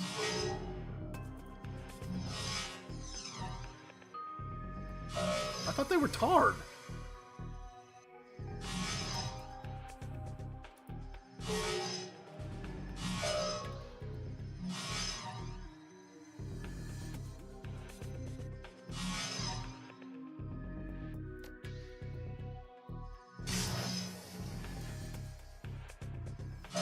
I know that goes against what I normally do of ensuring one goes down, but... Good man, Blitz. Brand new sentence. No one said that before.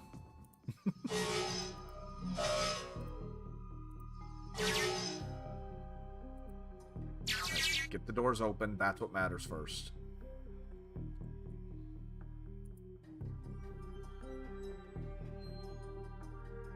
That just makes the whole image even more horrifying, Ollie.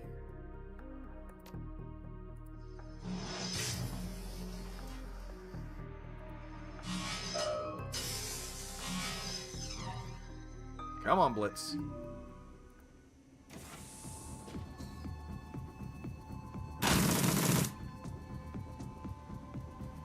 Poor Glory. Has to sit all this shit out.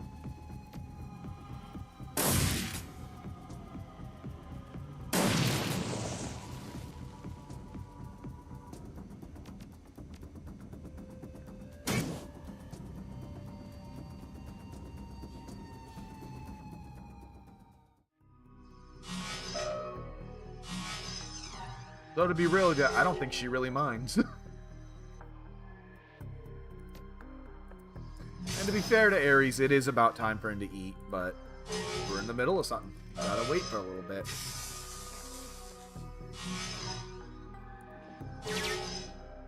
There we go. Nicely done, Blitz. Really? That was what I did all that for? Is what it is.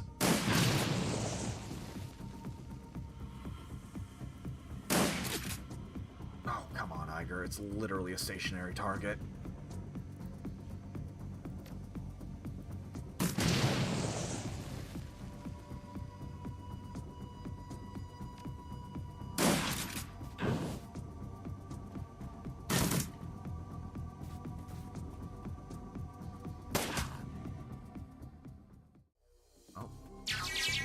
Fought for it. Turn it on. Let's get to the next one.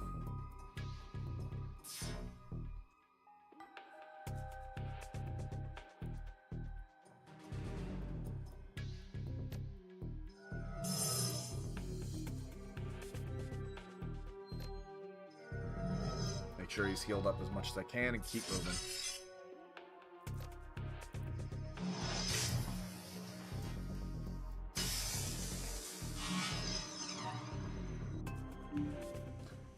You missed a failed run.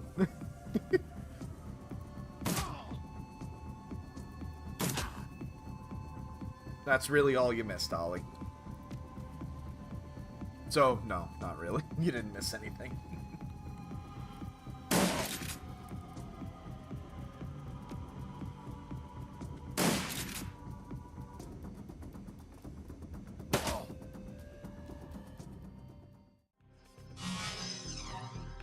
Yes, I know, boy. Come here.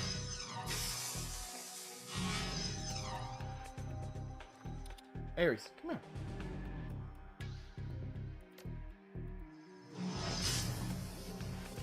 Alright, that should handle that, I see. So we're just going to go to this one.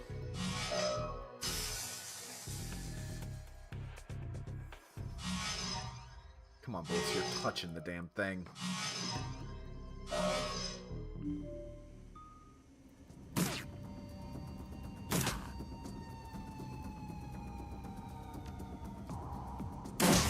One down. Well, two down, really.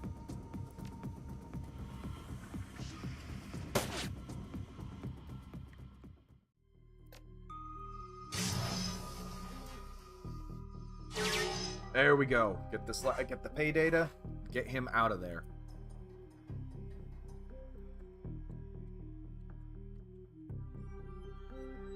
Yeah, honestly, that's one thing I do miss about DRS. Is that DRS... and I'm not afraid to say that, because, what are you guys going to do with DRS, you know? Take a little damage, get on out. But DRS, always, like, people seem to be just nicer.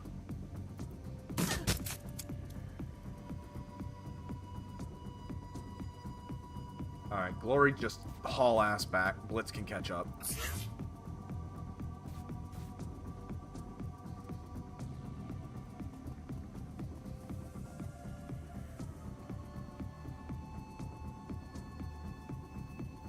Tiger, I actually might leave her out of cover just so she can crack him with a shotgun.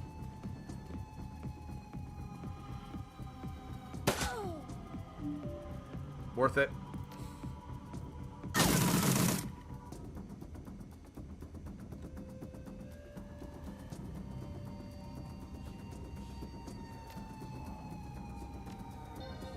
Throw some healing down.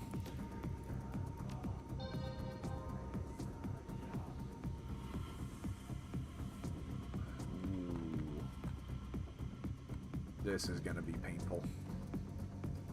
But now I don't have to pop these barrels because I know there's nothing in here. I did see that. You did good work, Ollie. Speaking of which, Hun, Matthew, remind me, Mom had a recommendation for you with your art. And it's actually a pretty good idea.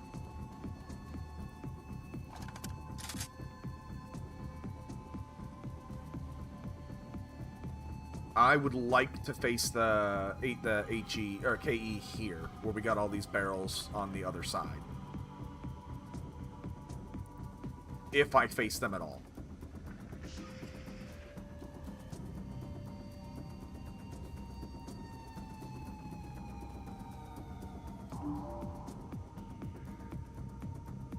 Just keep hauling ass.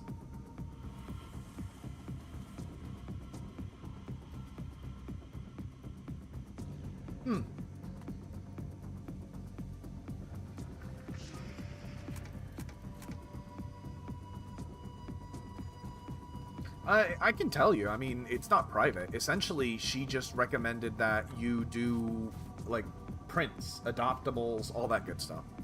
Essentially, just make art that you want and see if anyone wants to buy it from there, rather than doing commissions. Considering your issue with, Alex, I think it was.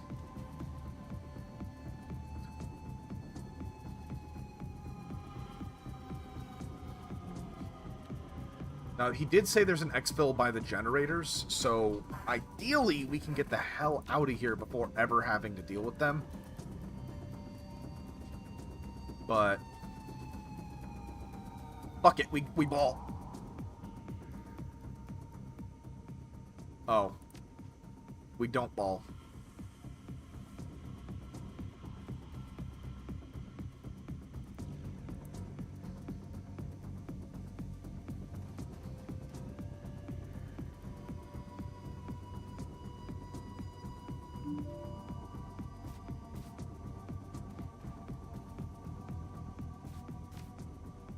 Open up. Authorization Dapper. Yeah. The screen background changes from blue to green. Access granted. You hear the sound of heavy machinery rumbling to life. After a moment, the locks on the door release. Yes, it's Overwatch. You do have to unlock it, though. The door slides open, revealing a group of figures wearing green cloaks. The tallest of the figures stands just in front of you, a slight smile on his face. His eyes are full of intelligence and malice. At last, our intruder arrives. His voice is slow and soft, with a slight Aslanter outfit. You are a Shadowrun, here on a job. Not much is obvious. So tell me, who has sent you here? Ask me again nicely. The Blood Mage pauses for a minute, inspecting you. Such insolence, such hubris.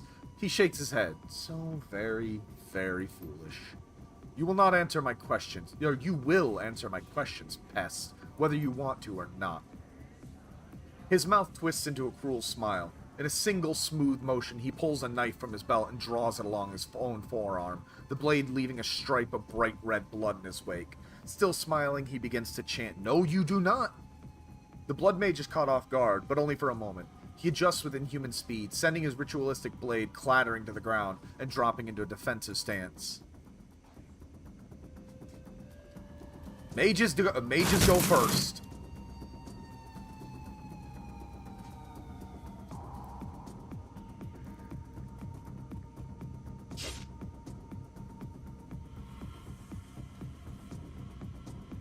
Tiger can't hit shit with her shotgun.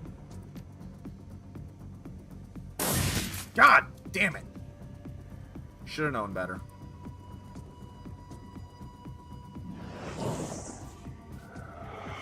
Fucking ow!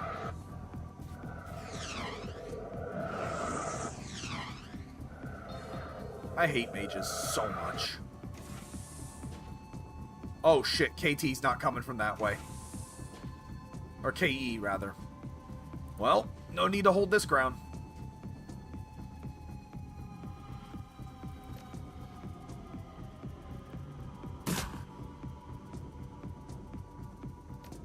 Good plan. Fell apart with bad intel.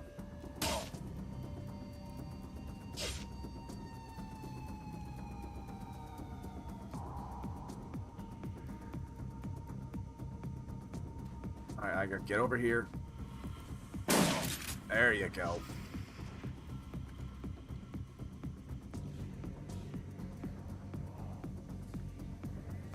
Hey, Bat Boy. And no doubt, Jay, we're not done. We're not even started.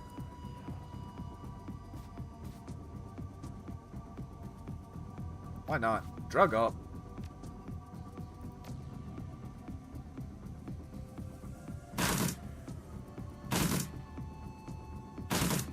Jesus Christ. Okay, I might start doing drugs. Joke, YouTube.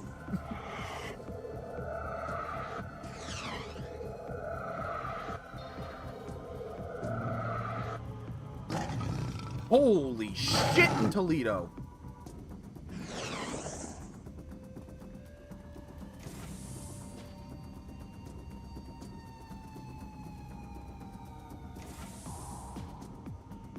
Well.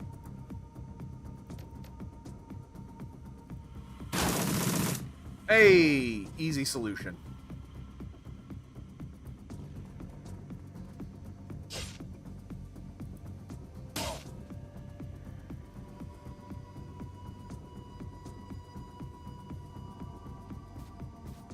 Tiger get in position. Overwatch the shit out of where the KE's coming from.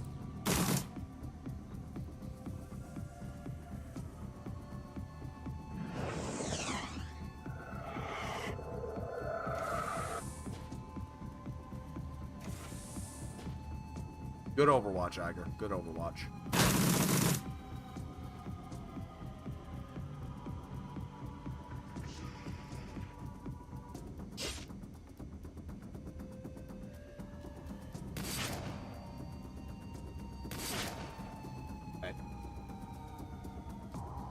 Nice.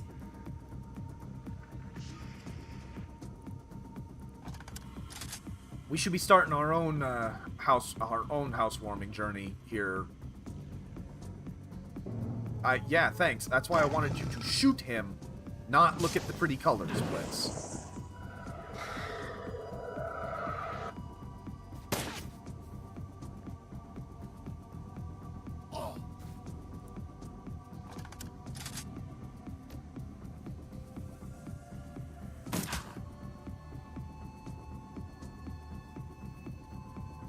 Now he's full health. God damn it. Strip the armor. Nice.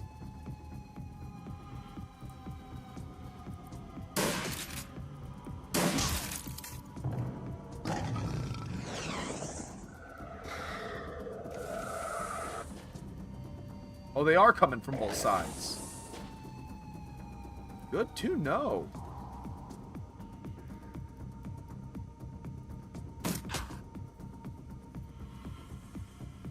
Hey, at least I got glory right here.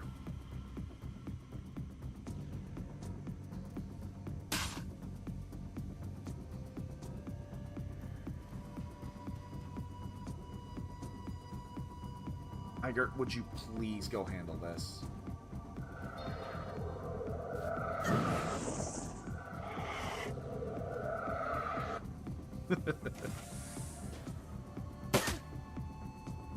Times like this, I wish I had my soundboard going.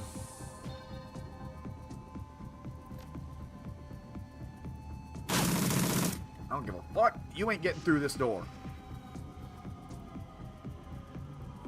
Yeah, I know. Stop it.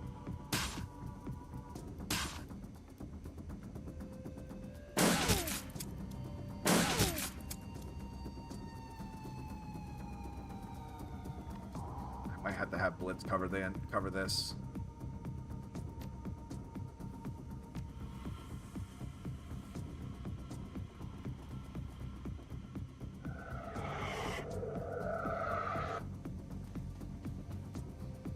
Alright, they're close enough.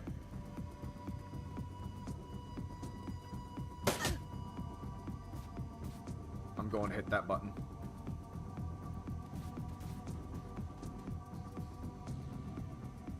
This terminal has been locked. There doesn't seem to be any way to unlock it from here, but it's connected to a number of other terminals in the room.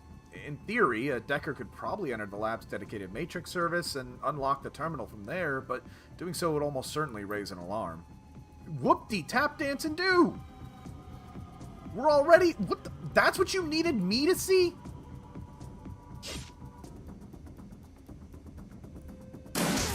God damn it!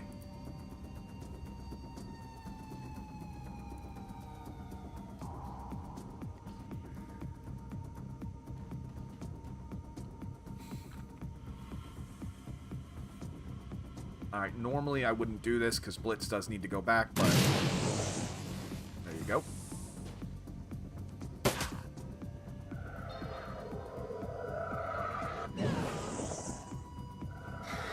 And we're about to lose again.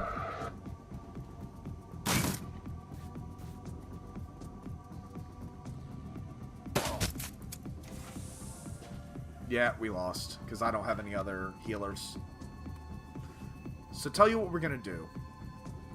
We're going to have to back all the way up. Thankfully, that's going to be quick, since all of it is just talking and quick sneaking. But, in the meantime, I've been getting screamed at by this little shit. Oh. Yeah, going with KE right on our ass, not the best play.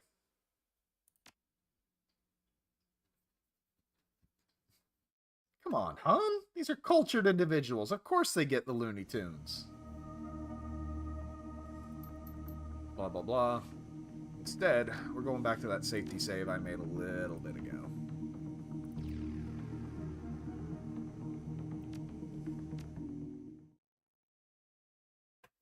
But, in the meantime, I'm going to feed this little bugger before he starts chewing on my toes. So, I will leave you with a bit more of 8th Ave. And when I come back, we will do this again. This time, con gusto. Really? It just makes me sad, man. Enjoy the music, folks. Back in 5.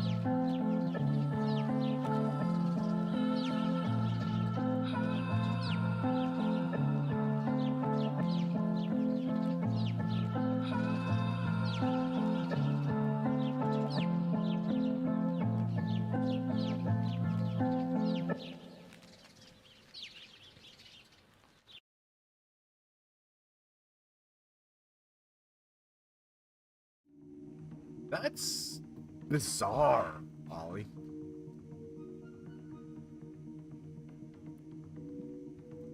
Like, how is it that the spinach is specifically... So, while we were on break, I tried to get in, and come to find out it wasn't my fault. Exit the door I came in. I did try that. Right now, I'm just trying to, but it turns out any guard will immediately flag you. So, even trying to go through here, so I would have to, I'm going to have to actually sneak past this one. If I can, of course.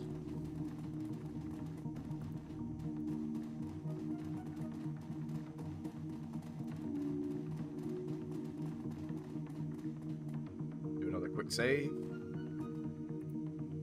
Let's find door number 4.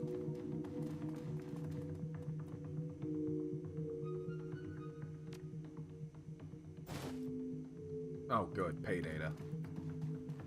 Oh, wow.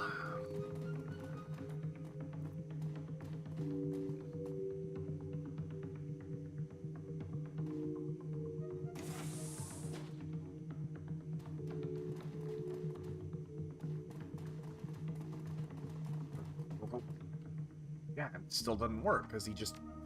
Which is weird because he shouldn't have saw me, but I think that can be made. It's just a weird quirk of the game's design. Jay, you know I can't hear that and not think of Saints Row. Cash in pocket!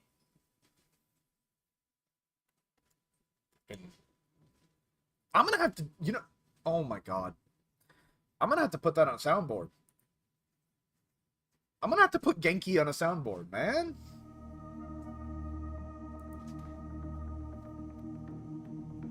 I'm gonna try one more time, then see if sneaking in here to talk to the exec can't help. Then everybody loves Saints Row.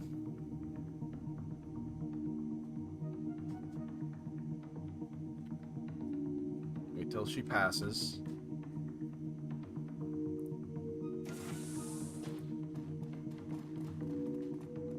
Oh, come on. Alright, one more. I'm not counting that. We'll get through this, guys. We'll get through it. Oh, sorry. Let me mute the mic before I do that.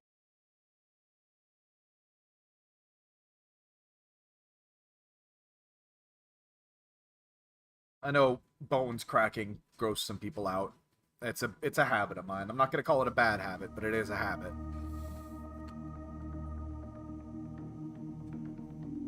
Oh, I can get it. I can absolutely get it. I'll make it if I have to. Oh, right. It doesn't actually start the NPC movement until you move, which is kind of nice, really.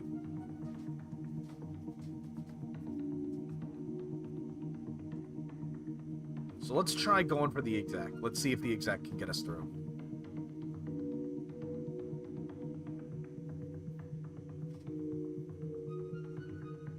It is very weird. They definitely improve it in Hong Kong.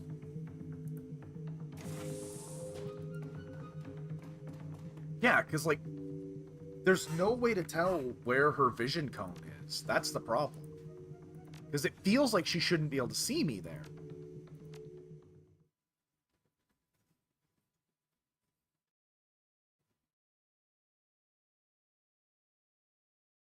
And there's no, like, I know Larian is the one that pioneered this, but I really, really wish we had, like, a turn-based for stealth.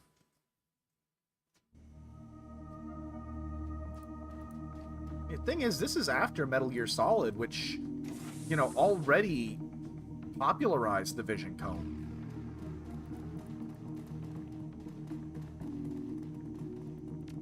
Alright, I'll take it. I'll take it. Just full sprint past. Let's go. Whatever, it works. I'm not gonna argue with it. Wei Shin, motherfucker. Who are you? That's the one thing I remember from Sleeping Dogs, Ollie. Yeah, we take those. We take those. All done, Dapper. I'm not seeing any comm chatter to indicate Knight Errant is aware of your presence. Located a new exit point for you. A security door, conveniently located next to the generators. I'll mark its location on your PDA. Keep up the good work, Dapper. I'll contact you if anything changes. The door slides open with a hiss, revealing a surprised-looking young woman in Technology security uniform. She steps towards you, weapons drawn. Stop! Who are you? She half raises her rifle. Identify yourself!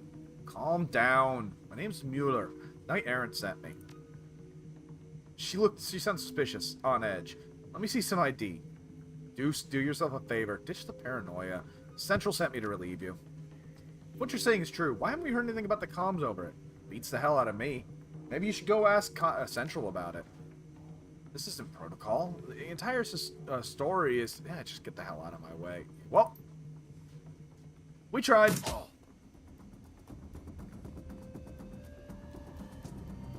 Hey, at least they haven't called KE, though. We take those.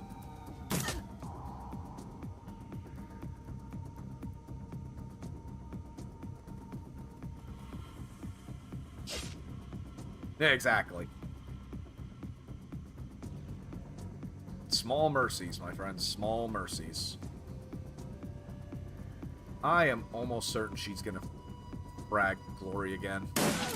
Hey! Never been so happy to be wrong.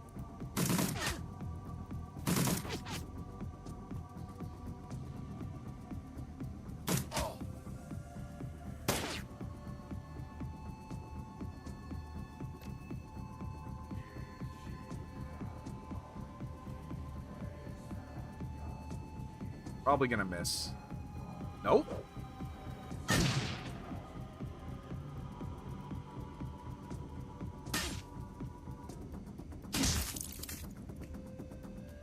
Rip Bozo.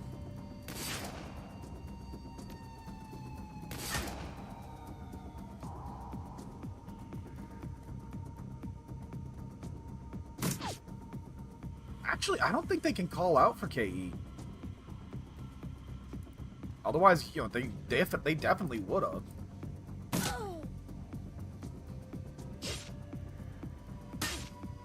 Man, Ollie, I miss Dos Equis. Those commercials were always so fun.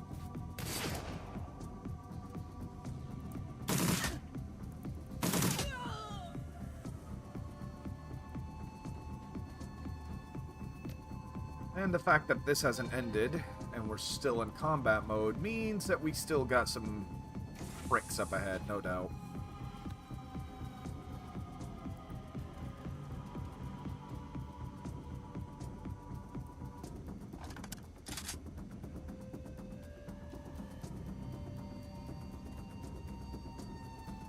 Because of all the fetishes, Jay?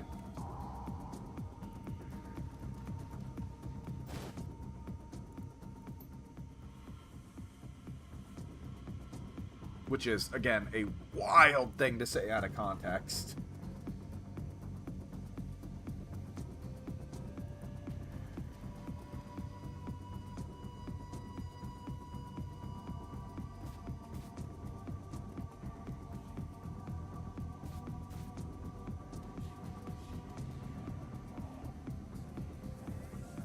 Yeah, Shadowrun Dragonfall is a great game. It's probably my favorite story of the Harebrained trilogy. But, oh my god, it's a bit jank.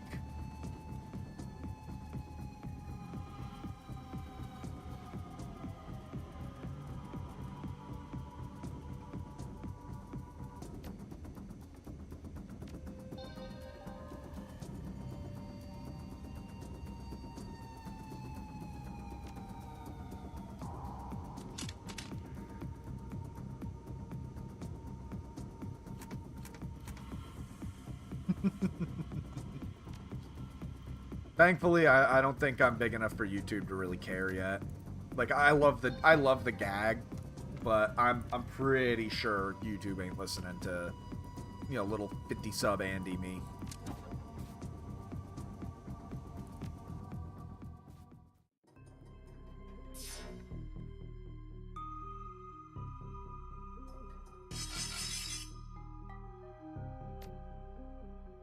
Exploder over there. But, you know, you never know. They could just have a wild hair up their ass and just decide, hey, this one guy?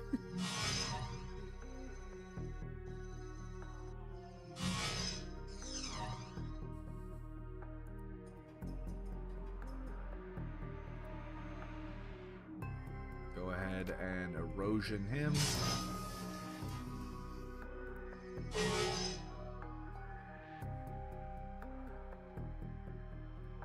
Actually, I got a better idea. Let's get 2 for the price of 1, shall we?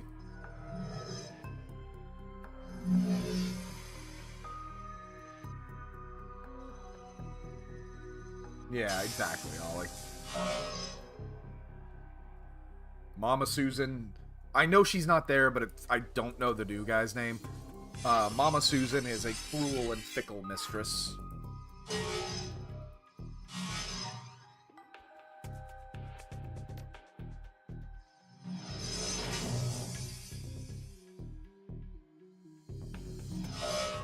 Alright, 1 down.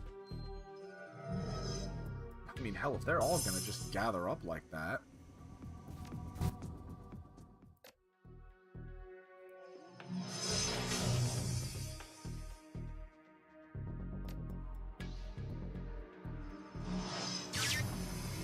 Nice.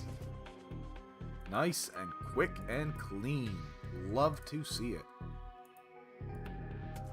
Game. Blitz. I know you're high, buddy, but come on.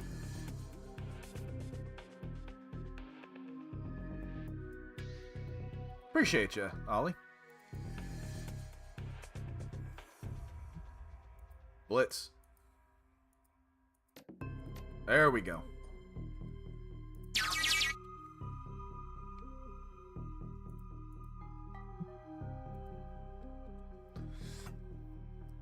Neil Mohan. Yeah, Papa Neil. There it is. Papa Neil. I wish I could say I had an opinion on the guy, but I haven't really seen much difference since he took over. I don't know why Shadowrun is acting up right now.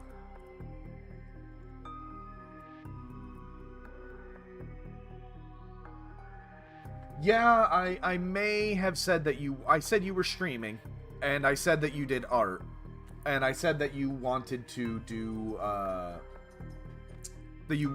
speed painting, hon. That's on me. I probably should have phrased it better. But it's a good idea, I think, streaming your art. I'm pretty sure everybody here would agree.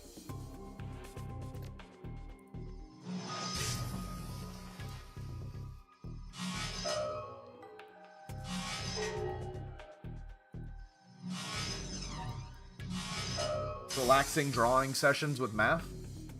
Come on, who'd be up for it?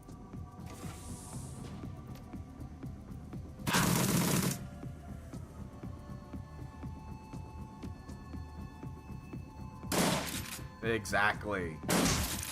There we go. Grenadier down, turn 1. Let's go.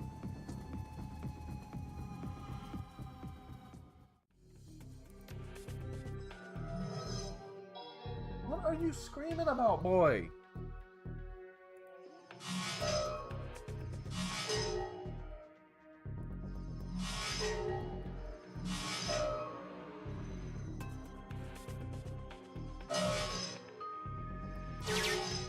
I doubt that's picking up, but I have no idea what this cat is yelling about.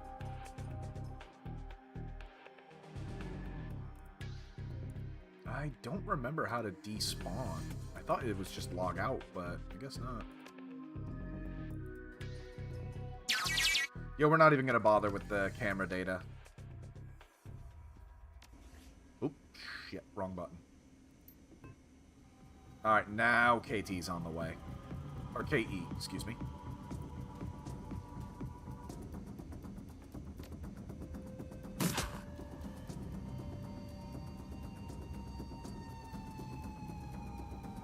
Yeah, see, hun? Should give it a shot sometime. It's something I can't do.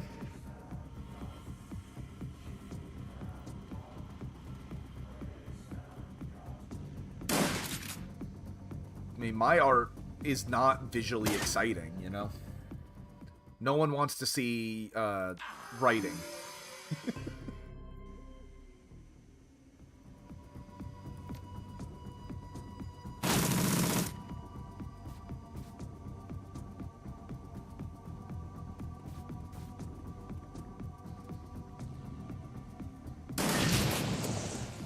There you go, Iger.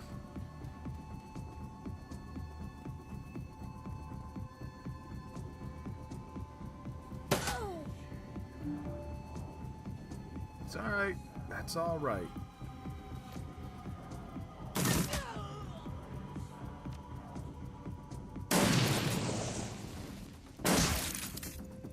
Nice and clean. Keep moving.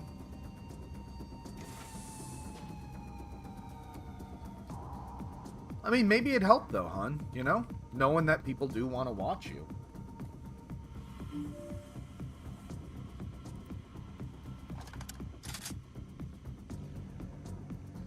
And like she said, yeah, do prints, do adoptables, do stuff like that. Take suggestions for doodles, like nothing too serious.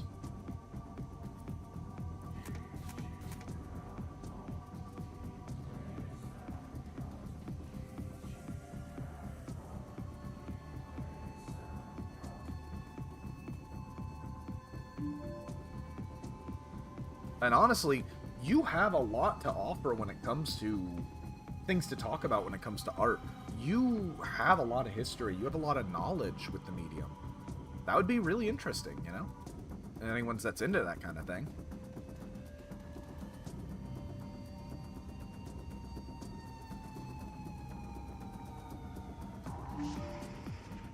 Honestly, could be part of your office. So, for context, everybody, where we're moving, we will have what is it? It's a 3-bedroom place.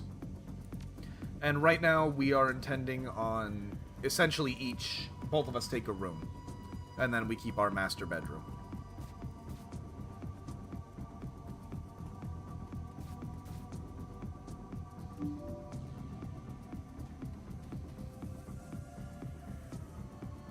Yep, authorization Dapper.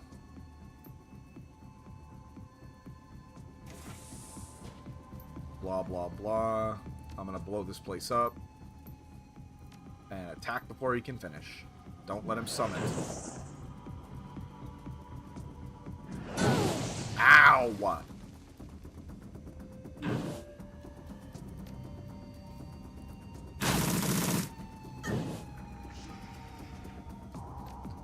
Much as I hate to waste the turn.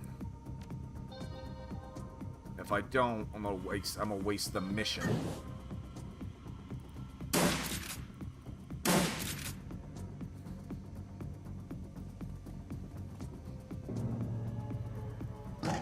No one said you had to be an expert, hon. I mean, you think I'm an expert at games?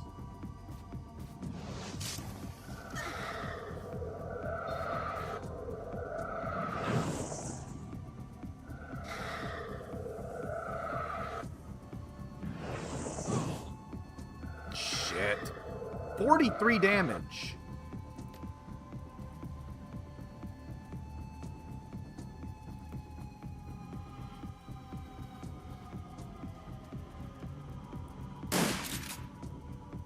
What the hell am I doing wrong? Yeah, I don't have a problem.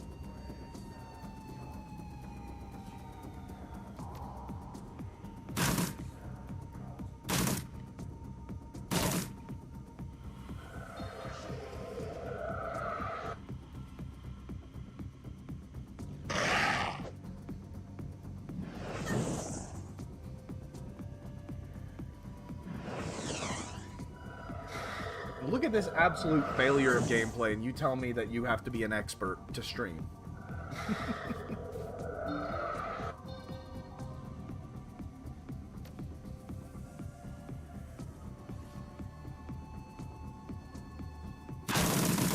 There we go. Take out the prime target first.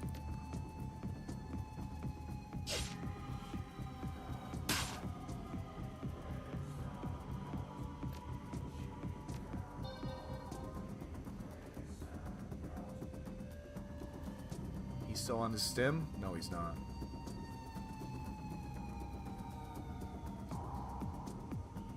For a hot second.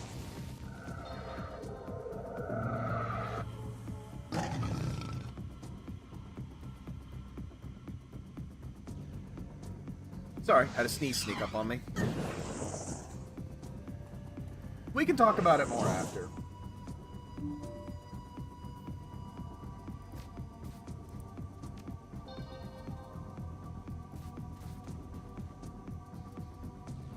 Glory, please demolish him. Thank you.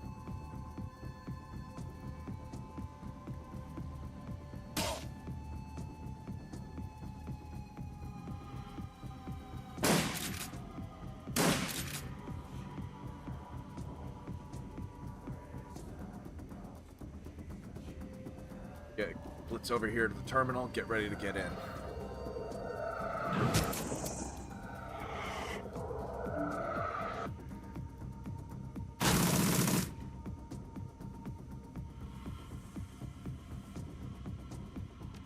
Wait, can I heal up first, just in case? There we go.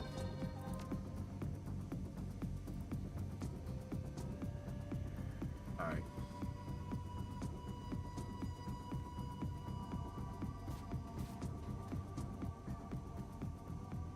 Oh, come on. Why do I have to do everything around here?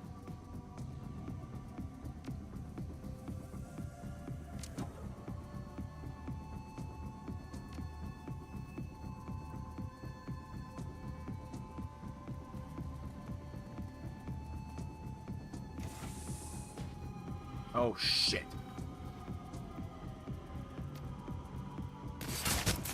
Holy fuck, Geiger.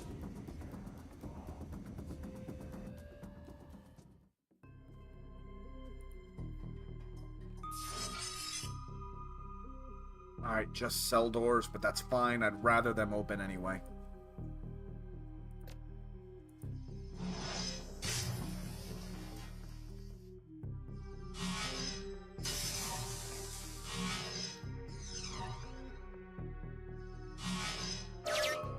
If we have to kill the subjects, we have to kill the subjects, but we're not leaving them there.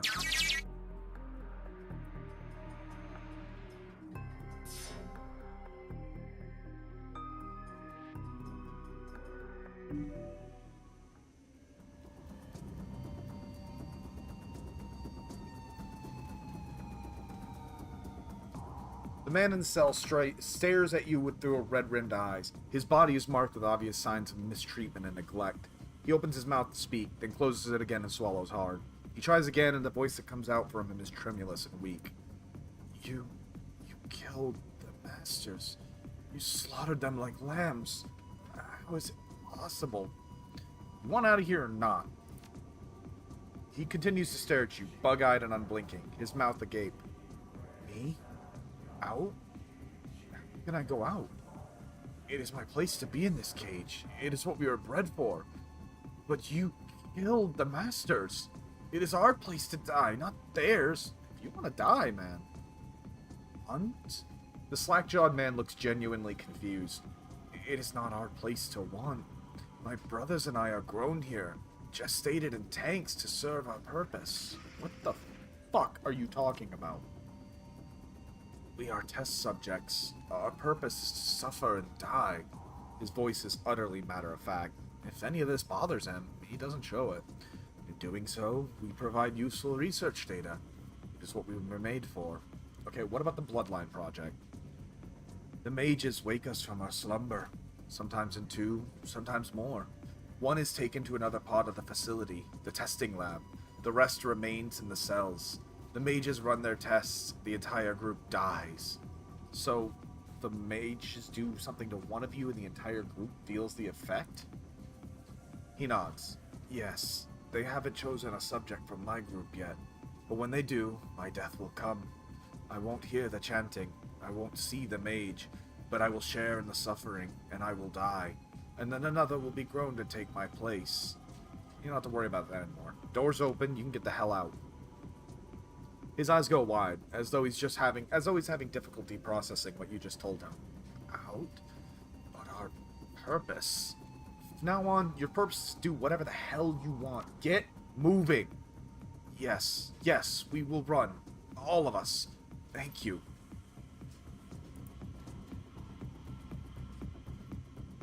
And yeah. We already have the alarm coming, so we're not gonna even care about that.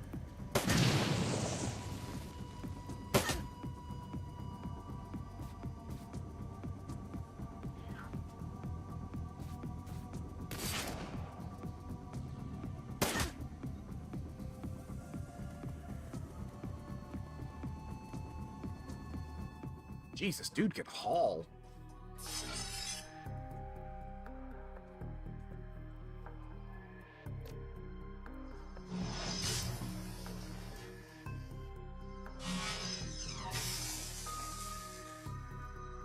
Oh, what in the fresh how fish are made is this?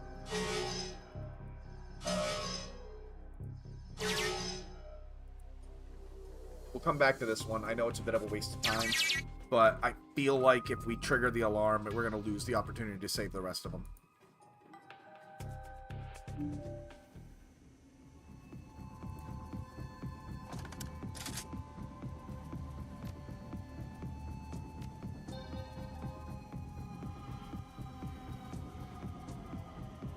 I know I'm going to regret this.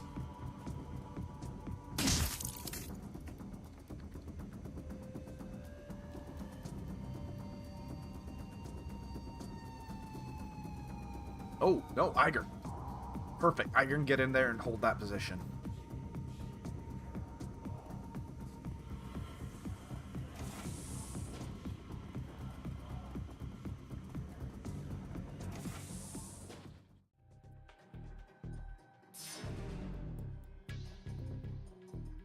Come on, Blitz, haul ass.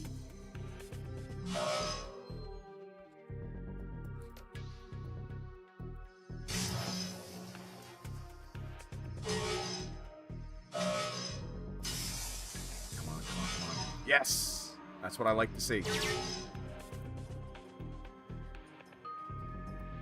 Yeah, as technology is, they're fucked. To say the least.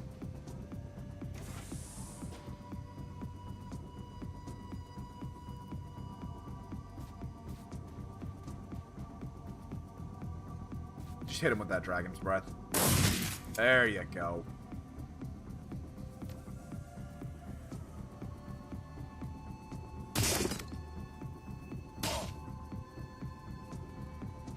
Alright, we rescued all of them. Blitz, open the Blitz, do whatever the fuck you need to do in that last area. We might actually get out of here before KE shows up.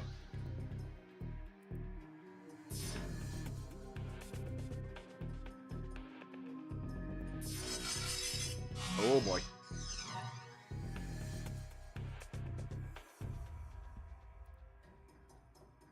Getting to cover at least one of them. Bloodline terminal access node. Let's see. Road the hell out of this bastard.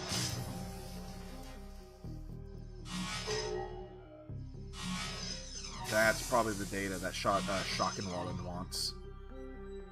Oh boy.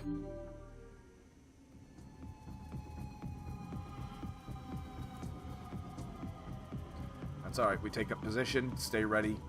Blitz needs cover.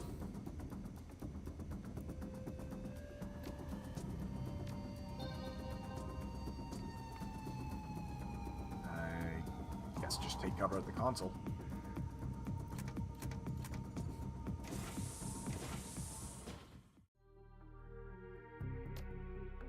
Get an exploder over here.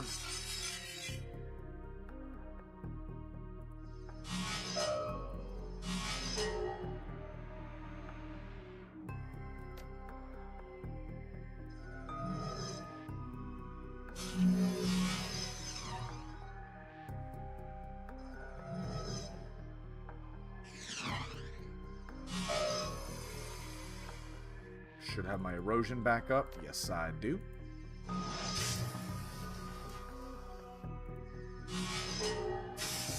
Nice. Alright, get Blitz over here. He can get that. Oh, shit.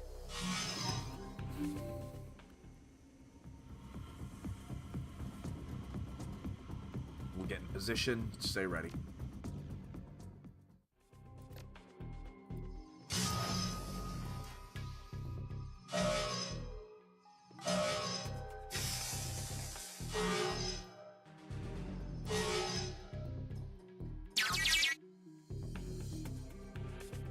I guess that's it.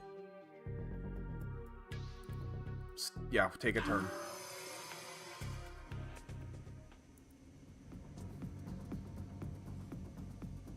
Disable the safety overrides. Shit, how do I spell it? There we are. X-O-L-O-T-L. X-O-L-O-T-L. Close. Overload these bitches. Sorry. Getting it too into the zone. Over the building speakers, a synthesized female voice repeatedly states the obvious. Generator overload imminent. Please evacuate the facility. That's done it. Come on, Chief. Let's listen to the nice lady and get the hell out of here. 7 turns before this place blows sky high.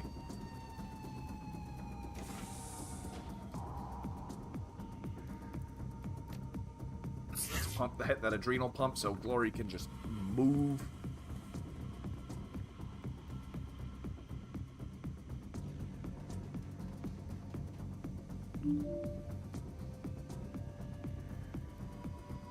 Let's let Glory go first.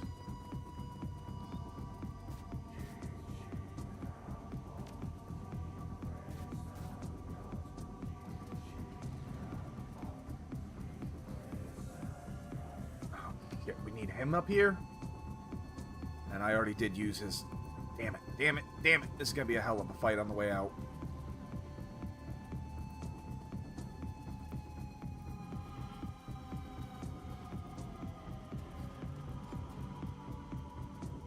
Hopefully our friends don't die in the crossfire.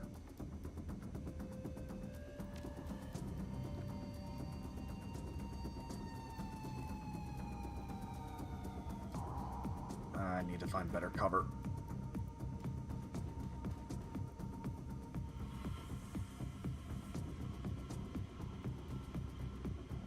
Can I... There we go. See if that's just a glitch. Yep. Nope. Fuck it. Take Overwatch with whatever we got.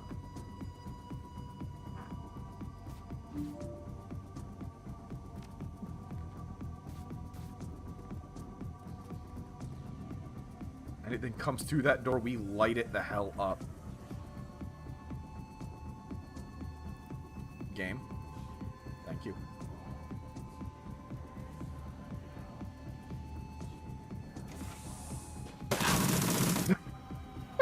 Wrong neighborhood. Get Blitz on that terminal.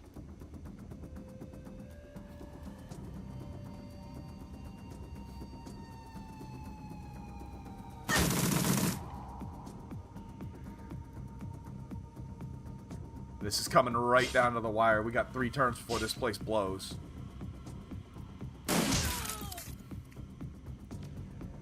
Two turns.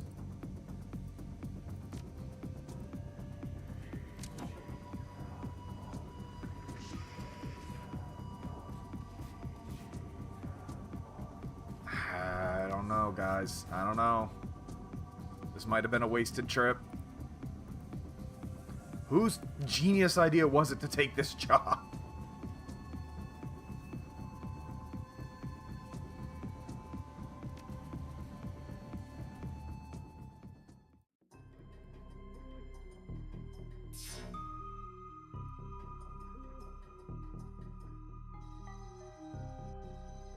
Oh, shit.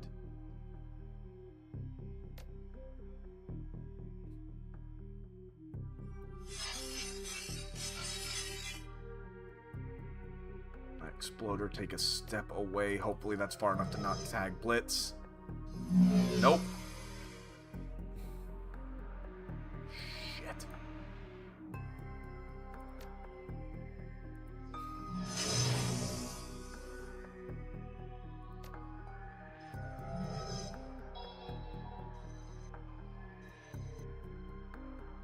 Alright, hey, they're stupid. I'll take it.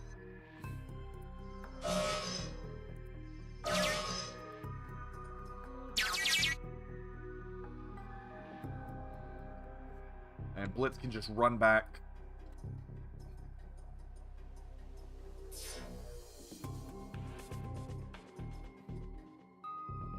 Genuinely better than him taking the turn loss. And we get the hell out of here. One turn left.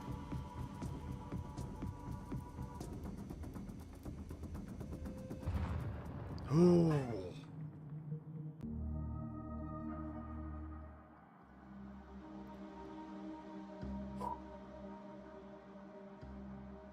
Literally by the skin of the teeth, man. But we did it. Give me a second. I'm taking a celebratory drink.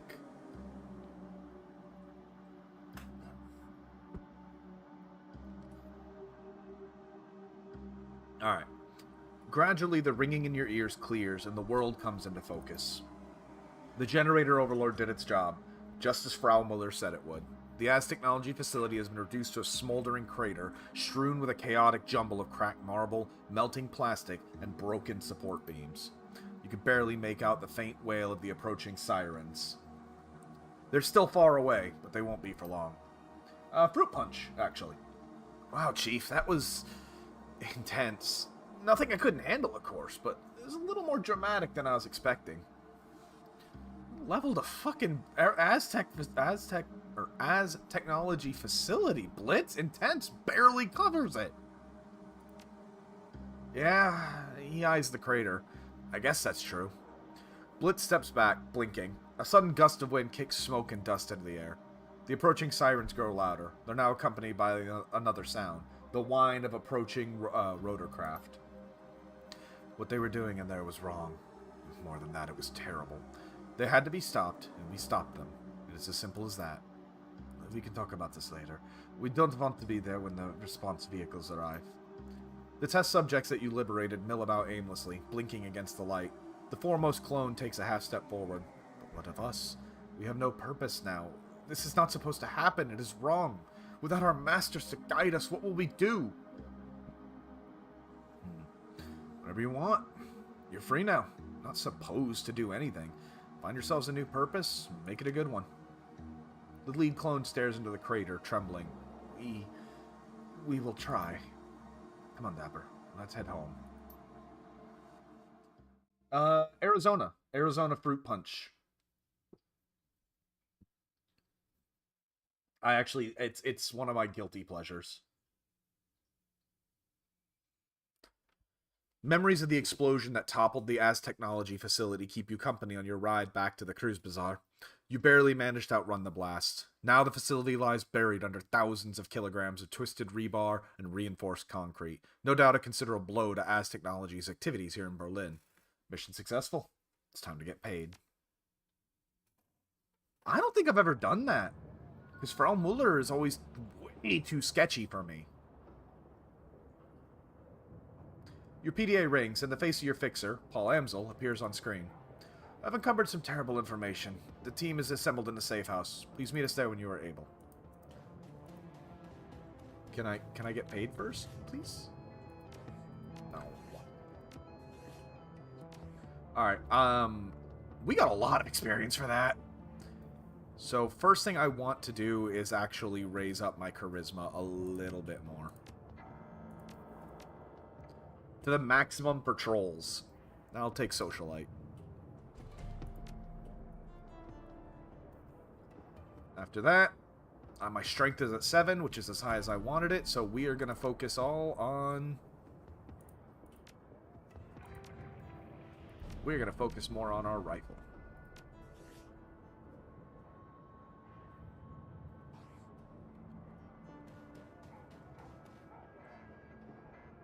Honestly never played the GTA 4 DLCs. And there's no real reason. It's not like I personally dislike them. I just never got around to them. Alright, Amsel. Actually... Yeah, what do... Oh, Dante! Pet the Dante. Good boy. You play dead? Nope. Alright, Amsel, what are we doing? As you step forward, the rest of your team falls silent. Amsel shifts his attention to you. You could see the worry on his face. Dapper, I have new information. I'm afraid the news isn't good. I can tell. Gathered the whole team. Yes, this is something that you all need to hear. Well, go on, listening. 2 years ago, a large shipment of highly lethal radioactive bioweapon disappeared en route to the storage facility in Dresden. The weapon was designated X-15. I've traced the path of the missing shipment. It was delivered to Harfield Manor. That sounds horrible. It is. From what I've heard of this stuff before. Back in the service, we called it Doom. Never expected to run across it in the wild, but I've heard enough horror stories to know that I don't want to. The stories you've heard are correct. This Doom is an incredibly dangerous substance. He gestures to a technical document on his computer's display. I've been reading up. To this day, the story of Doom remains a cautionary tale in biotech circles. Monoclonal antibiology technology is strictly regulated now, and this substance is one of the reasons why. What does this stuff do exactly? Amsel clears his throat and reads aloud from the information on the screen. Doom kills by destroying a host's muscle tissue via radioactive decay.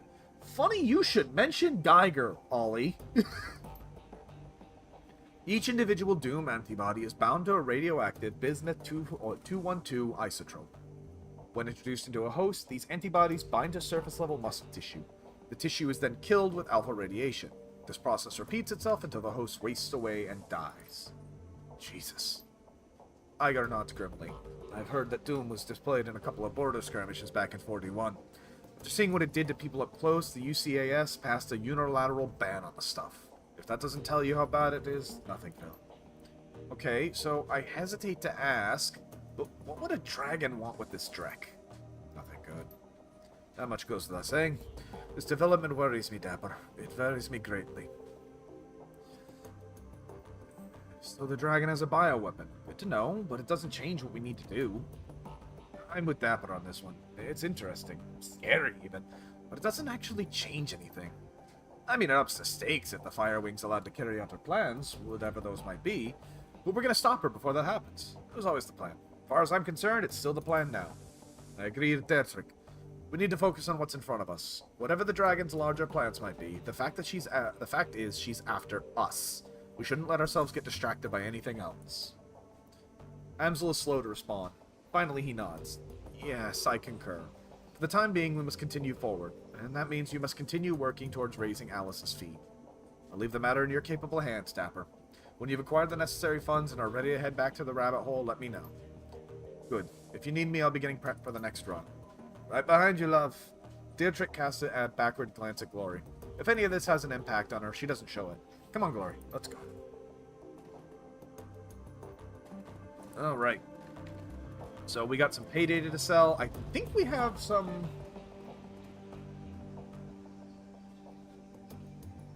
Huh. Alright, let's see. Shadowrun BBS. Claim payment. Probably not much. Yeah, $500. Not bad.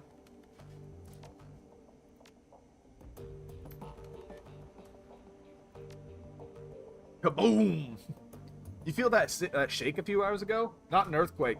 As the facility went sky high downtown. Boom! I can see the smoke from here.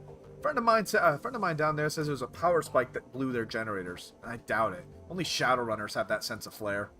You're kidding me. That huge one that sprung up 6 months ago? The place must have cost millions to build. Those runners, I hope they got a major payday. No way I'd go anywhere near an ASI facility without a truck full of ammo and a mage watching my back. Honestly, the power spike version sounds more likely. I've walked past that facility. They have guards posted at the door 24/7. Not to mention the automated turret systems backing them up. No way someone got paid to waltz through that scheisse. No way. So, dig this. Apparently there are some survivors wandering around the U-Bahn station near the blast site. Some Boomina folks approached to see if they had counts. Then all of one of them said was, we have to keep running, and they all took off down the tunnel. Well, sure. Blast of that magnitude, they all probably had shock. Found another post about some glassy-eyed people wandering around. Said they were all wearing hospital gowns? The Bunua people must have them hooked up. They keep all kinds of medical gear in their rescue wagons. Maybe. Or maybe they were the Azzy's guinea pigs.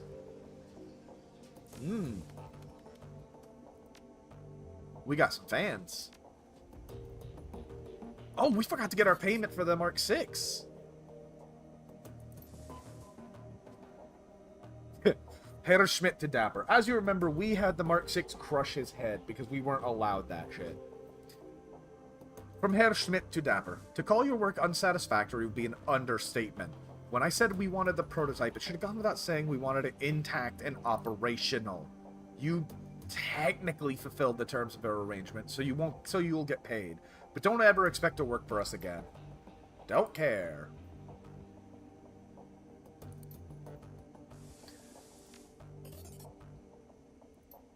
From Frau Muller to Dapper. If you're receiving this message, I have fled the country or am otherwise unavailable. Don't worry, you'll still be getting paid. I've made the appropriate preparations.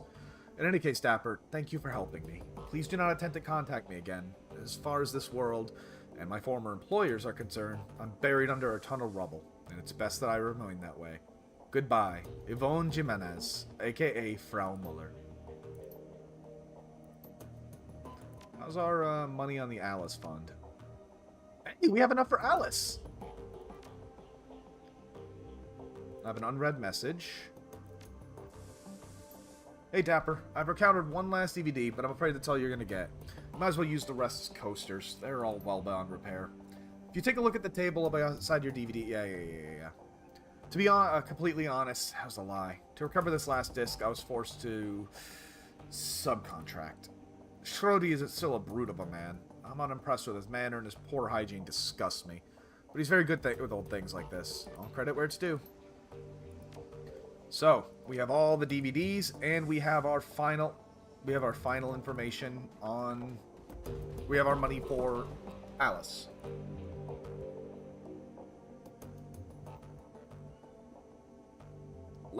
Who the fuck is Alice? I have no idea what song that is, so I can't even do that in rhythm. Let's check the last two DVDs, see what we got. The DVD goes blank for a minute. Then the face of Green Winters winks on the screen. The timestamp on the video reads... Let me try and translate this. 2024... August. Yep, August 5th. I was thinking about Adrian today. Not as he was when he disappeared. Not as the fabled Dragon Slayer or big-time CEO of DL Defense. I was thinking about back when we were kids. Well, I was always more than a kid than he was, of course. He's 15 years older than me. In a way, he was more like a parent than a brother. Winters pauses. His gaze drops to an invisible point on the table in front of him. So I was thinking about this time when we were on holiday. Our parents took us out to the island of Pill to enjoy the beach. Must have been about 5 years old. Adrian was 20. It'd be his last family vacation with us. A year later, he'd begin his meteoric rise to fame and fortune. But on this trip, he was my brother. And when I fell out of the little paddle boat that our parents rented and started sinking fast into the Baltic, he was the one that dove in to rescue me. You saved my life that day, Adrian. I'll love you forever for that. And I will find you. I owe you that much. 2049, June 6th. Found an old news article that mentions Adrian from way back in 2036. It was printed on a financial magazine called Das Finanzwesen, one of those chic print-based mags I produce for the retro crowd. There aren't any clues in here, but it's good to see someone else acknowledge his existence. He clicks the off-screen button, and the image of Winters disappears. It's replaced by a digital scan of magazine paper. SK stock suffers in post-buyout brain drain, November 12th, 2039. In the aftermath of the Dragon Lofweir's hostile takeover of the Seder Group, I'm not even gonna try. Schweier Industrial Gesellschaft. The SKI, a continuing brain drain of high-level executives, is causing ongoing worry amongst the company shareholders. The company's stock took a major hit when Lofweir deposed former CEO Wilhelmina Graf Benoit last August.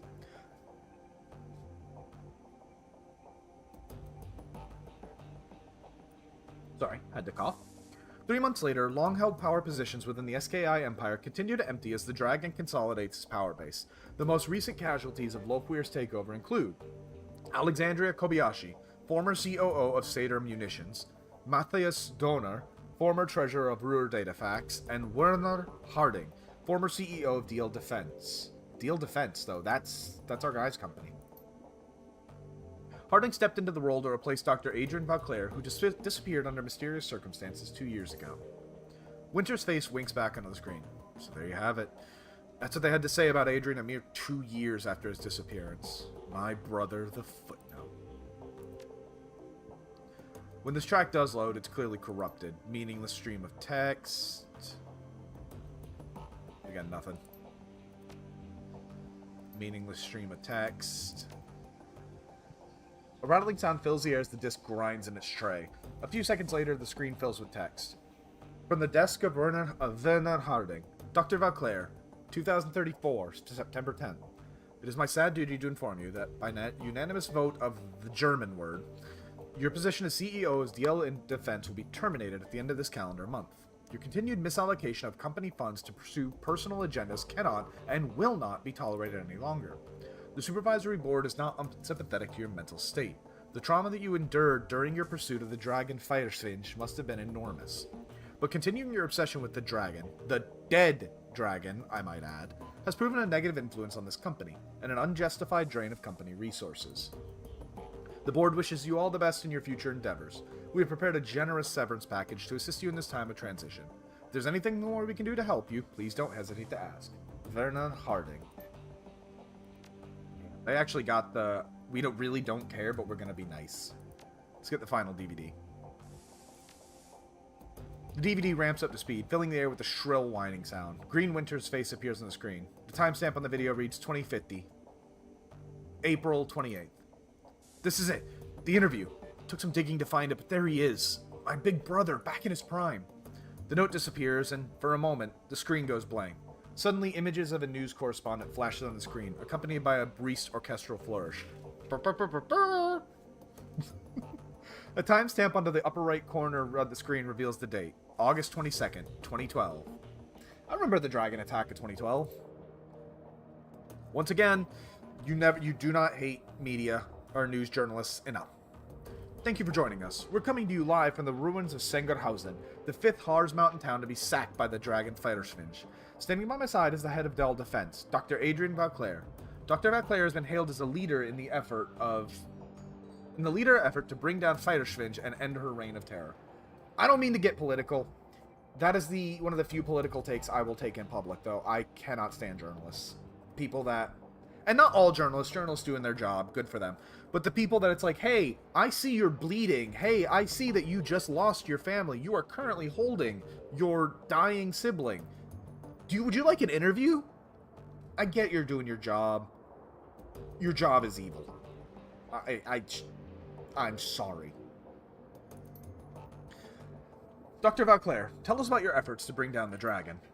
Killing the monster has been proven difficult, to say the least. Her speed and maneuverability in the air are extraordinary. Her scales repel small arms fire, and her breath can melt steel. Our R&D team has been working round the clock to devise a weapon capable of downing the beast. In the interim, we're providing material support for the Luftwaffe's attempt to shoot her down via conventional means. Ha! Head of Vauclair, why are you directing DL's defense's energies in the killing of Firewind? Are there corporate interests to play at this? Corporate interests? No, this is a matter of human interests. Innocent lives are being extinguished at an appalling rate. I am in a position to help end the slaughter, and so I must. It really is that simple. Dr. Vauclair, you must understand my skepticism. Our viewers aren't looking for a PR statement. They come to us for the truth. I'm afraid I don't have time to go back and forth on this. Your viewers can think whatever they wish. My concern is helping the people affected by this tragedy. Ooh. That sounds great, Ollie. Is it like semi-clear dice so you can see the beholder peeking out? In that case, Dr. Vauclair, I thank you for sharing your valuable time with us. You're very welcome. To the viewers at home, stay safe and watch the skies. Salvation is coming, I promise. Again, that was Dr. Adrian Vauclair, CEO of DL Defense. Dr. Vauclair is the chief architect of the military's current plan to bring down the Dragon Firewind. Stay tuned for more late-breaking news on the Battle of Harz Mountain. We'll Be right back.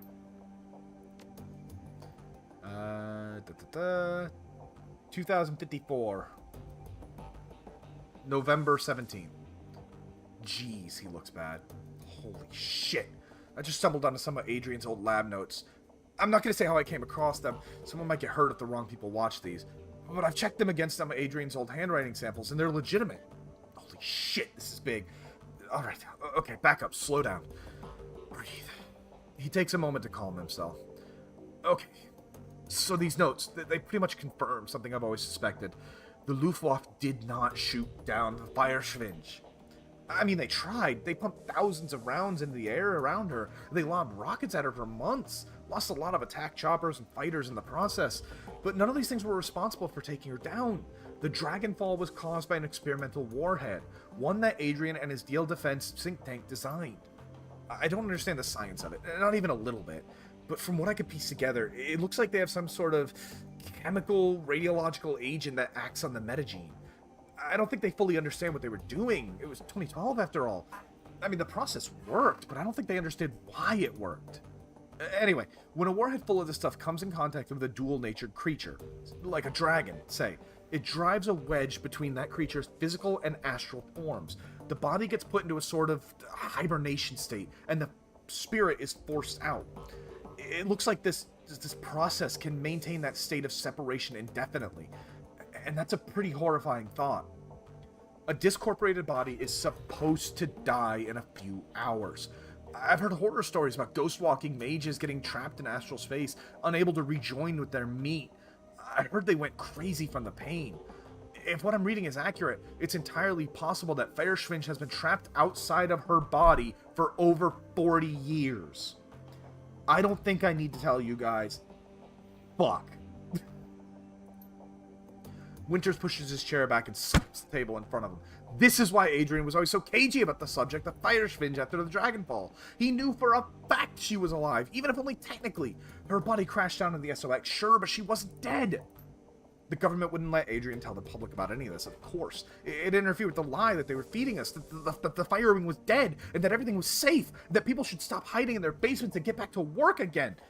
But privately, he always said that she was still out there, somewhere deep in the SOX. I always thought he was paranoid, but he was wrong. He knew. So, what does all this mean? It means the stories that I got from Ghost Rat suddenly sound a lot more plausible. It means that Firewind is definitely alive, and that Adrian's disappearance is unquestionably tied to her survival. It also means that Germany's in deep shit, because if Firewind is still alive, it's only a matter of time before she rears her ugly head again. That's enough for one night. I'm gonna go get drunk. Yeah, that's kind of huge. Numbers are red and the resin is clear. Oh, I love it. I love it. It's one thing that makes me wish I could get back into physical tabletop is just the cool dice. Green Winters appears on the screen, younger than you've ever seen him, but the way he's carrying himself, he's clearly drunk. This timestamp on the video reads 2033. Last month, May. Yes, I'm terrible at reading months. It is my great shame. May 15th. Look, Adrian, I understand you. Lord knows I do, but you've got to drop this dragon fixation. People are starting to talk. There's a camera cut, and you find yourself looking at a young, handsome Dr. Adrian Vauclair. He wears a slight smile on his face. Oh, they're talking, are they? What a terrible shame. Damn it, Adrian, this is serious. You're a public figure. You could lose everything if you don't keep these ridiculous fairy tales to yourself. Hermie, my theories are not, as you call them, fairy tales. Dragons are real. I saved Germany from one, in case you've forgotten. No, of course not. Everyone knows you killed the Firewind. Stopped, not killed. Fine, stopped. Whatever. Winter swipes a bottle off the table in front of him, drains it, and drops it to the floor. Call it whatever you want, but Adrian, you're the only one who's still obsessed with the damn things. There aren't that many of them, and they're not taking over the world. Vauclair's voice is quiet, soft. Such is the quiet of the cancer patient, unaware of what's killing him. I'm fine, not to worry. I'll smoke another cigarette. What's the harm? He doesn't see what's happening, but he winds up dead all the same. The irony of saying that while smoking. Winter snorts. Now you're just being maudlin. Look, Adrian... Vauclair shakes his head. His smile has disappeared. Mark my words, Hermie. Within 5 years, corporations, even countries, will fall to these creatures. The worst part is, nobody will care. Oh, people will tut-tut about it. There may be a protest or two, but no one will actually do anything to stop them. The immortal, all-powerful, utterly pitiless reptiles will seize more and more of our power, wealth, and territory, and we, foolish, short-sighted mortals, will never get it back. Green Winters chuckles uncomfortably, raises his hands in that supplicating gesture. Come now, Valclair talks over his brother's interruption. We could solve the problem, of course, but we as a species are unwilling to invest our energy into problems that aren't staring us right in the face. As it was with climate change, so it is with dragons. I've accepted that, but you cannot ask me to stop caring about it. Winter shakes his head. You're hopeless, Adrian. Fine, by all means, keep caring. Just keep your conspiracy theories to yourself. I'm telling you this for your own sake. Valclair sighs. He looks incredibly tired. Yeah, Hermie, you're right. Of course. I mustn't jeopardize my credibility with the masses. Winter's expression turns serious. His voice lowers. It's not just your credibility I'm worried about. Talk is talk, but sometimes... He pauses, shakes his head. Sometimes I'm worried you're really going to go back into the SOX. Valclair's tone softens again. Hermie, Winters cuts his brother off. A new intensity burns in his voice. Please, big brother, just drop all of this. Stop hunting the Firewing and start living your life again. If you won't do it yourself, then for Christ's sake, do it for me. Valclair nods and looks away from the screen. All right, Hermie. I'll try. The image cuts to static. And last text. Is the man's dating profile...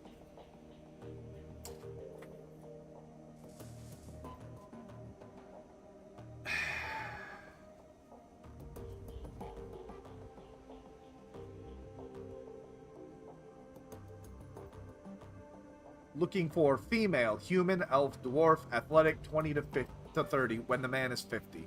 Claims his body type is muscular.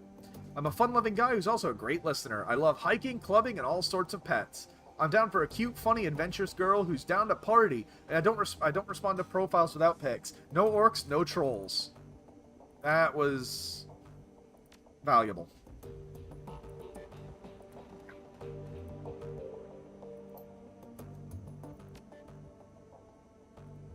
So, I don't know why they put that after all that big revelation. Let's see. We good, Iger? Depends on what you mean when you say good. I won't question your competence again. Not in front of the others, at least. I'm not gonna... and dwarf. Give him that, he likes dwarfs too. But I'm not gonna lie. I still have concerns about you, Dapper. So long as those concerns remain between you and me, we'll be fine. She nods.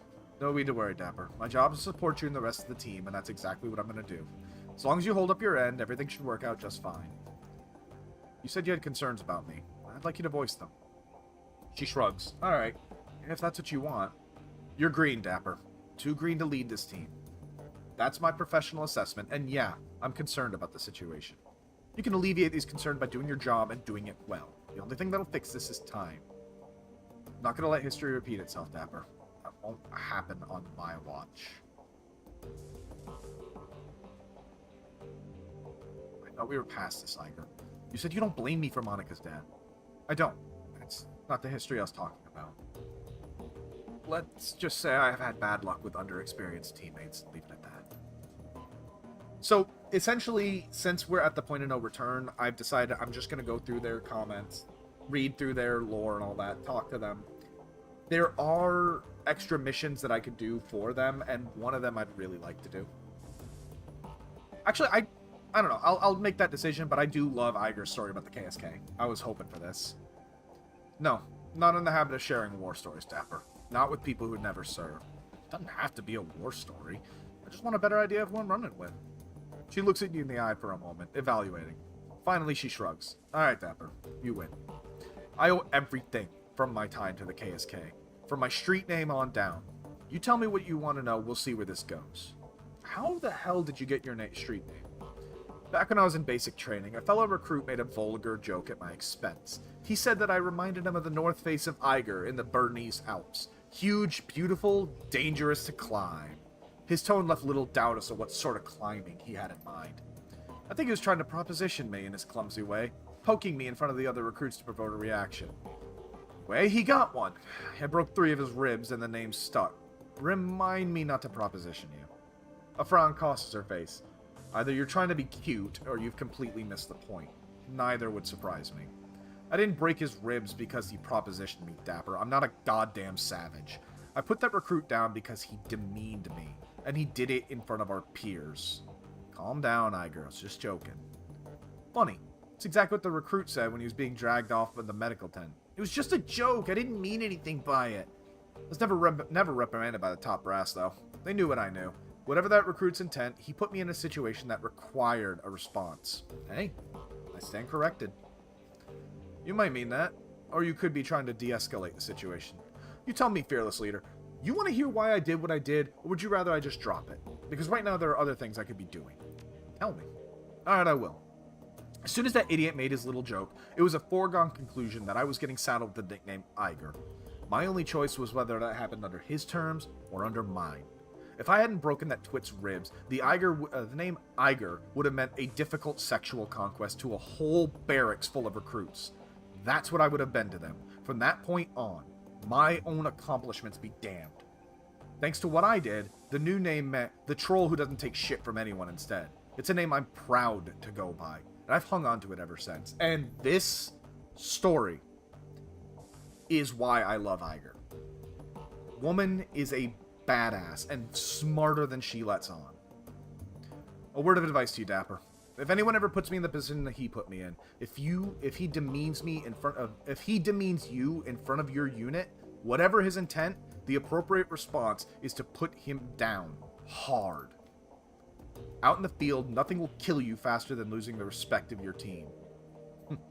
By that logic, I should have broken your ribs after Monica died. In your place, I would have. She looks you up and down, appraising you. Not that you'd have succeeded if you tried, but in terms of saving face, it would have done wonders. In all seriousness, Dapper, I'm sorry I put you in that position. I shouldn't have, and I acknowledge that. She straightens. Need anything else, or can I go back to prepping for the next run? Tell me about your team. Fair enough. I guess we've earned that. 8 of us. 2 commando squads working as a single unit. Schmidt and Lang were our combat deckers. Wolf was our rigger and combat engineer. Fisher handled demolitions. Brown was a medic, and the rest of us, Metzger, Kruger, and myself, were weapons experts. Our missions was extraterrestrial. Technically illegal, but important enough to justify the risk. We'd been sent across the border into Poland. The Russian mafia had set up cottage industry and human trafficking all across the Oder-Neisse line, and it was our job to disrupt it. We were a good team. Experienced. We went through a lot together, and we chalked up a lot of kills. In our own way, I'd like to think we did some good. Who was in command? Metzger. Best leader I've ever had the service of serving under. He was a hell of a man. But he went down with the rest of the team. Everyone but me. She shakes her head. No, that's a story I won't be telling. They died. That's all you need to know. And thanks, Iger. Thoughts on the last run? That complex needed to be buried. What they were working on there, it was an atrocity, Dapper. I'm glad we were able to put a stop to it. Saving the clones was a bold move. It'd have been easier to leave them there and consider them collateral damage. But it was a right choice, Dapper. Yeah, I love Iger. Iger is by far my favorite character in the franchise. We're also going to check in with Glory. We'll go a little bit over time, but might as well. Dapper, what do you need? Yep, pretty much. You're either a guard or you're a thieves guild. Hey, hold up, Glory. Don't worry about me. I'm solid. You sure? You look like you're a million miles away. I'll be with you when it counts. Right now, it doesn't. I got a question for you, Glory. Personal kind. Not big on sharing sport. Personal reasons. You understand, I'm sure. The edge in her voice tells you she's not interested in continuing this conversation. Look, I get it. We all got our secrets, but if you want to talk, I'm here. Try again? I still need to talk to you. Ask your questions, but do it quickly. I have things to do. You couldn't have started running the Shadows much more than 5 years ago, so what's with the vintage chrome? It was cheap. gets the job done. End of discussion. No, I don't think so. I've known a lot of Street Sams in my time, but never anyone who would voluntarily install cyberware that old. You're right. There's more to it than I'm letting on, but I'm not interested in talking about it. I can't help but notice you seem guarded, withdrawn. That's my problem, and none of your concern. If you talk to me, I can help. Actually, if whatever has happened to you impaired your ability to trust me, then it's my concern. Come on, Glory, talk to me. Trust is earned, and I don't know you yet. Maybe later we can get to know each other better. We can talk. I'd prefer if you dropped it. Are you holding up again? You say you're good, you're good. So I guess we actually can't do that. I don't know if it's because we haven't. Oh! Glory's expression remains distant, but her lips curl upward in a hint of a smile. Dapper, need something? Hey, everything still okay? You never need to worry about me, Dapper. I'm fine. I'd still like to know more about that chrome you're sporting. Not a story I'm interested in telling out of context. If you really want to get into it, we need to go back. Way back. She stares at you with her cold, dead eyes. I'm not sure you want to do that. You said you'd give me answers when we talk about your past, so let's talk about it. Why do you care? There's no hostility in her voice. If anything, she sounds suspicious. Because I'm the leader of this team, and I need to know more about the runners, as much as I can about the runners who are running with me. She pauses for a moment, considering, and she nods. Alright, fine. We can talk, but we're doing it on my terms. This is a long story, Dapper. Long and ugly and cruel. Are you sure you want to hear this? Yeah, please. Alright. I'm gonna start at the beginning. Not for you, for me. I guess that it might help me to say all this out loud. She takes a deep breath, then slowly releases it. When she speaks, her voice comes out in a cool monotone. My family lived in the Stuttgart. It was a nice enough place, I suppose. My parents worked as wage slaves for IMFU. Or IFMU. My mom was a good person. Once upon a time, my father was a decent person as well. That's what my mom told me. But I never knew him that way. She pauses for a long moment. When she begins speaking again, some of the ice has fallen away from her voice. For the first time since you met her, Glory sounds alive. The dad I knew was an old, damaged Euro-war vet who had turned to hardline religion to make sense of the world. In the Stuttgart, that either meant Ritter Christi or their fascist cousin, the Kreuzritters. My father chose the latter path. I still remember hiding in our room when our father had his brothers over for prayer group. They'd drink and get rowdy and spend an hour or two riling themselves up about heretics and the devil's work.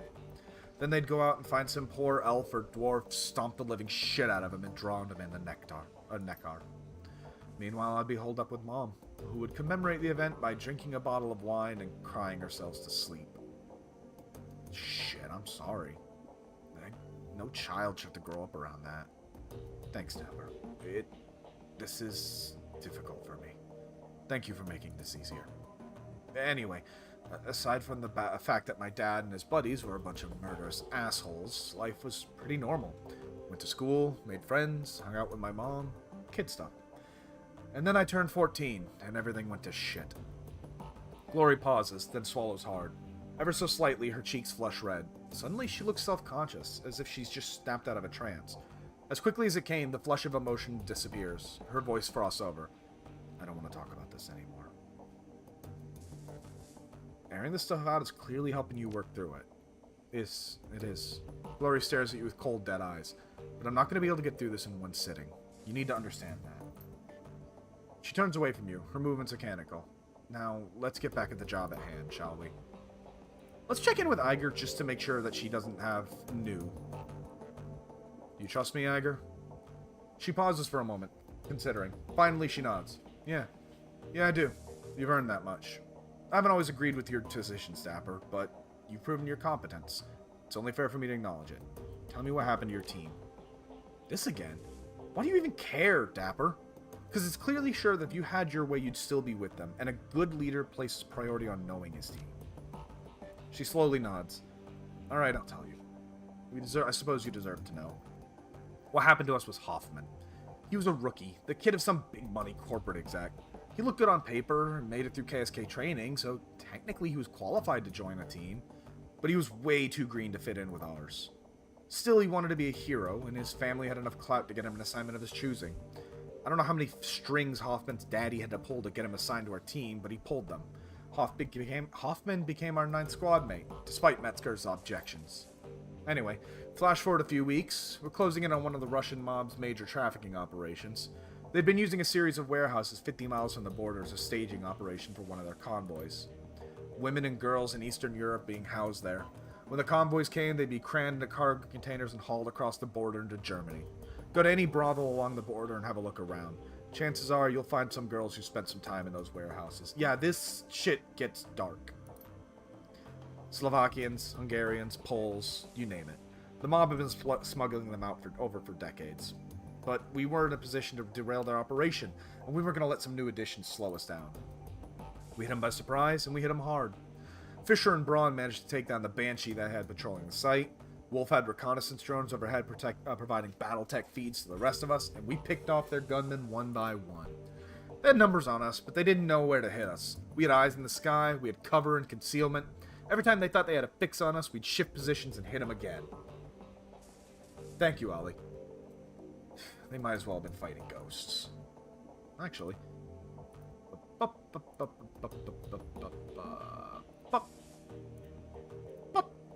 There you go, Ollie. Then Hoffman broke cover and gave away our position. After that, all hell broke loose. Wolf went down first. The sound of it will haunt me for the rest of my days. An explosion, a choked scream, and this long, drawn-out gurgling sound.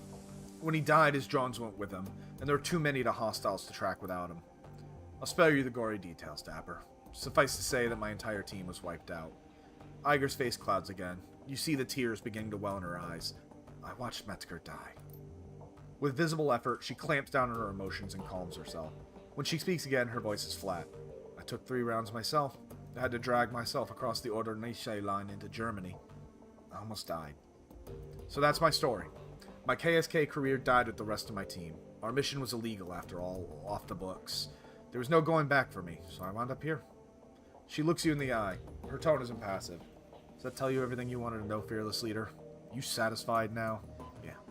Thanks, Iger. So tell me, what's your takeaway on my tale of woe? I figure you gotta have one. Doesn't matter what I think. What you think and how you act on it is what's important. Normally I'd call that a cop-out answer, but I guess there's some truth to it. In any case, you don't need to worry about me, fearless leader. My baggage isn't going to hurt job performance or anything. You might think I might be thinking I judged you too harshly at the beginning because of Hoffman. You'd be right on that count. I probably did. But everything I said after Monica died was justified, whether you want to believe it or not. Giving you command of this team was a hasty decision made for the wrong reason. I stand by that assessment. But between now and then, I've watched you like a hawk. You've grown, Dapper. You weren't the right choice to lead before, and I still believe that. But you are now. Thanks, Anger. Good talk. Till next time. I think she actually does have a mission for us. Yep. So we are going to keep talking to everybody until we get their missions. Except for Blitz. I'm sorry, I just don't like Blitz. And tomorrow next time we will lead with doing their missions. Iger glances up from her PDA at the sound of your approach. Dapper, this isn't the best of times. Her body language is self-assured, but you can hear the anxiety in her voice. Something has her worried, and in a big way. Talk to me, Iger. If something's putting you on edge, I want to know what it is. There's a long pause. Finally, she turns her PDA so you can look at the screen. This. The image that greets you is the hollow pic of a rail-thin orc with jet black hair. Who am I looking at? His name is Yuli Kozlov, but he's better known by his handle, the Engineer. Mercenary, ex-Spetsnaz, one of the best in the field.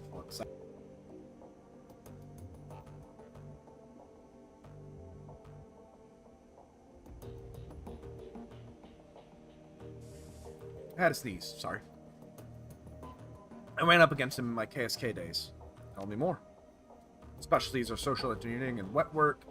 In practice, he spends most of his time paving the way for organized crime syndicates to seize new territory. Sets up bribes, takes out key members of the opposition, forges alliance with existing street gangs. All the groundwork a syndicate needs. He's extremely bad news, Dapper, and my contacts spotted him in the shot nest. nest. It's a little too close to the Chris bar for comfort. Exactly. I've seen what the engineer can do up close. My KSK unit tracked him a few years ago. I had him in the sights of my rifle, but I was ordered to hold fire. We couldn't afford to give away our position. To this day, I regret obeying that order. I saw what happened in the town he was softening up after the Syndicate moved in. Dapper, I have to stop him before it's too late. What happened to that town, we can't be allowed to happen again in Shot Nest. Yeah, agreed. The safest bet would be a Russian syndicate, but there's no telling. His client list is longer than you'd expect. Examples? I know for a fact that he's worked for mafia groups operating inside and outside of Russia. He's put a lot of time in the Lobachevsky syndicate. He's taken contract with the Triads as well. My contact even tells me he's done a few jobs with Tanamouse. Fucking hell of a resume. Yeah, it is. She bites her lip and stares at the image of the PDA in a long moment. Long story short, I'm gonna have to step out for a mission or two. I know how important it is that we resolve the Firewind situation. I get it, but I just can't sit back and let that happen. I won't. Yep. If the Chris bar is at risk, then it's too important a job for the shoulders on one person. I'm going with you. End of story. Alright, fearless leader. You're right, I could use the help, but the others, they can't know about this. This is gonna have to be a quiet job. 2 people max. You sure you're up for this? If you can't hold up your end, I'm better off on my own. Don't worry about me. I'm solid. Yeah, I know you are. Grab your things and meet me at Dern Mine Killer. I've got a contact who's going to join us there and can help us figure out our next step. So, that's her contact. For the first time since you met her, Glory's expression seems to brighten. It's subtle, but it's there. You're sure of it. Dapper. A pleasure, as always. Need anything from me? How you going, Glory? Golden as always, Dapper. If I didn't know any better, I'd say you were warming up to me. She studies your face for a moment before responding. I suppose you might say that. I don't talk to many people, Dapper. Doesn't seem to be worth the effort. But I don't really feel much anymore. Not since she caresses the chrome of her forearm with a hand made of articulated steel. Is that true? Why are you still talking to me? Suppose because you've shown an interest. You haven't let me push you away. She locks eyes with you. Her expression is blank. I don't want to mislead you, Dapper. I still don't feel anything. No warmth, friendship, or even trust. But I can appreciate the effort you're making. Something new. It's worthy of exploring. You said that things went bad when you turned 14. I want to keep talking about that. She stares at you, her face expressionless. No, I'd rather not. Why not? Because I don't see a reason to. The memory is unpleasant, and dredging them up won't serve any real purpose. The last time you talked, that had an impact. That's reason enough. She pauses a moment to consider your words, a troubled look on her face. I suppose that's true. Feeling discomfort is better than feeling nothing at all. Alright, here's the deal, Dapper. I'm going to talk, you're going to listen. When I'm done, I'm done. No complaints, no arguments. We'll see what happens. Deal?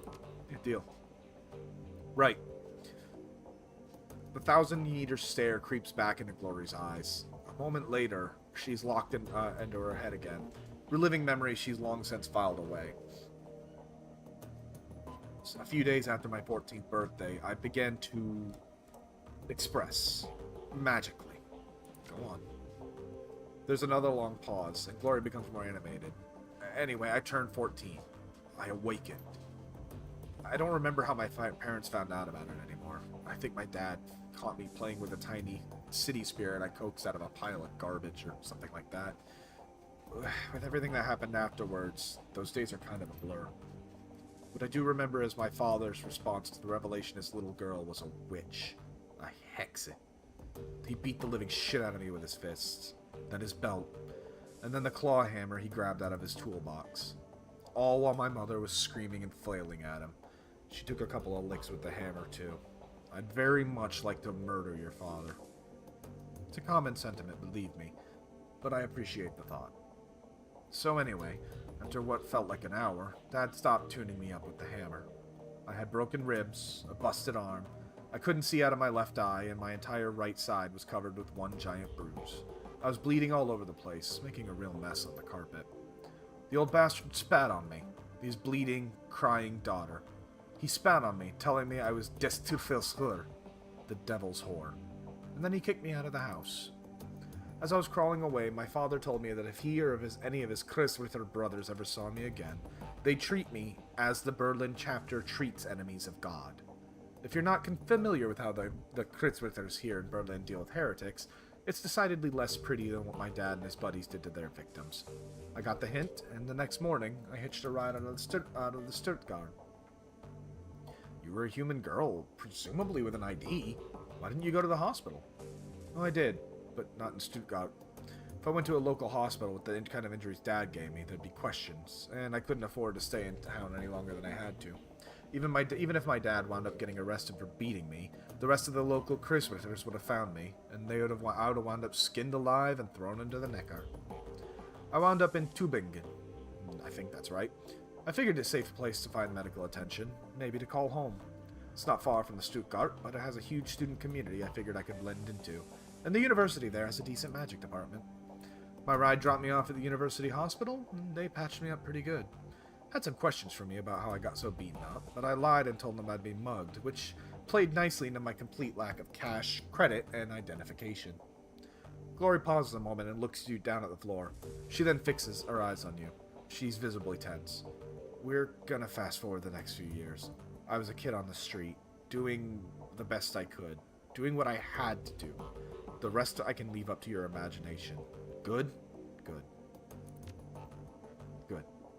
Glory's clenched jaw relaxes somewhat, and the tension drains out of her shoulder. Thanks.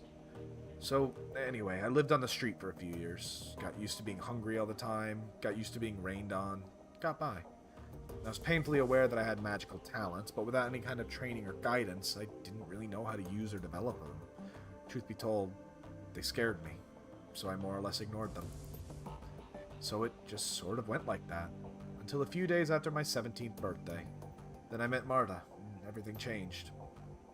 Marta was a sweet girl. At first I took her for a street kid like me. Her clothes were a little ratty, and she seemed comfortable being near me. But she also looked well-fed and happy, two things I hadn't been in years. We started hanging out, and before I knew what was happening, I was in love. There was a genuine attraction between Marta and me, I think. But I think a lot of my affection came from the fact that she was the first person in years to give a damn about me. She cared, and I loved her for that. Glory paused. She looks flustered, her composure cracked. Keep going. She stares at you for a beat, then nods. A few ragged breaths later, she continues. Marta told me about a place where she'd been hanging out. She invited me to join her there. It was called Feierstelle, the fireplace. It's sort of a commune for dispossessed youth. Turns out there were a lot of street kids I'd known over the years that moved there. The way they disappeared, I assumed they'd been kidnapped, killed, or gone back to their parents, but there they were. I remember everyone being kind of angry about it. Like, how did everybody else get the memo but me? Marta calmed me down. She was good at helping me work through my feelings, and I wound up following her to the Feierstadt. To a street kid, it was basically paradise. The owner, a guy named Harrow, set up this little farm just outside the Tübingen in the Schönbrunn, German words, forest. It's officially a nature park, but not many people go there nowadays. Too much fear of paranormal animals, I guess. Anyway, park or not, it was plenty big enough for us to hide in. It was also safe and pretty, and the farm was well stocked with food. Most importantly, Feierstelle gave us a sense of community and stability that I'd never had on the street, and we loved Harrow for that. He became like a surrogate father for us. If the word cult is not flashing across your subconscious in bright red letters... Glory pauses again, and you recognize the distinctive flush in her cheeks. She seems to have come out of her reverie once again. It's enough for now. I need to process all this, and I don't want to continue forward until I've had a chance to do that. I know all this happened years ago, but I guess it's still pretty raw to me, so I'm going to have to ask you to give me some space for a while. She turns away, and the frost begins to creep back into her voice. We can pick up later. Later is now. Ready to tell me about that chrome? Be patient, Dapper. It's coming. A look of unease flits across her face. I'm not sure you're going to like it, though. You needed time. I gave you time. Remember, you're supposed to have these conversations in between all the missions, so it doesn't feel like you're just like, hey, I gave you 5 minutes. Yeah. Glory looks troubled, more so than you've ever seen. Whatever memory she's dredging up must be exceedingly painful. Not gonna lie. No, of course, Ollie. I trust you. I haven't been looking forward to this, but yeah, it's time. Dapper, look, what I'm about to tell you about myself may change your opinion on me. It's entirely possible you're going to hate me based on what's coming up next. I've accepted that. And if that's what happens, I sincerely believe that I deserve it. She looks in the eye, her expression grim. So tell me, are you sure you want to keep pushing forward with this? Excuse me. This is important for you, Glory. After everything we've been through, I think we both know that. Whatever you have to tell me, I'm ready to listen. Thanks, Dapper. Thanks for being a friend. So, when we last left time, I had moved from the streets of Tübingen to the warm, inviting confines of the Firestell. Marta and I were happy there for a while, and Harrow embraced me like as a long-lost daughter. I should probably take a minute to talk more about Harrow. He's gonna be an important figure in this story. I don't know what his age was. He seemed old enough to be paternal, but young enough to hang with the kids, like something on a pure level. Best guess, I'd say he's in his mid-20s. Handsome, well-built, neatly trimmed beard, and thick brown hair. And there was something else about him. Something uncanny. Harrow had this charisma. This raw, magnetic attraction that made people latch onto him. I saw it over and over. All it took was a few words and a pat on the shoulder, and Harrow would have a new convert. The other kids at the farm followed him around like lost puppies. As much as I loved Marta, and as much as I thought she loved me, we forgot all about each other when close to Harrow. All we wanted was to be close to him, to be part of his inner circle, and soon enough, we were. For a girl of 17, it was all terribly exciting. Harrow had these rules of living that he would teach us, rules about self-determination and the importance of disobedience. He claimed to have taught classes at the University of Berlin, which he painted as a mix of between earthly paradise and anarchist playground. He told us how Firestell would be the focal point of a new movement for the children of the fatherland. He told us we were special. We ate it up, of course. We were kids.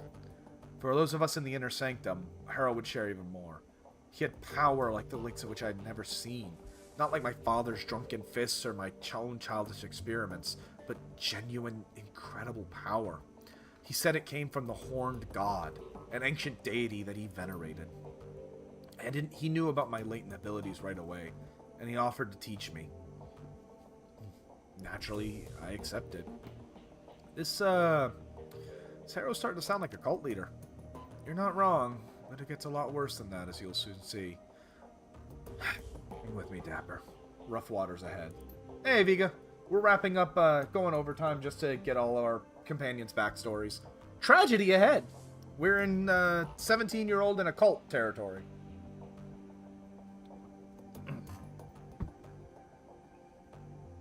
So I became Harrow's apprentice. He taught me how to channel magic and summon spirits. Yeah, the yo-yo is safe.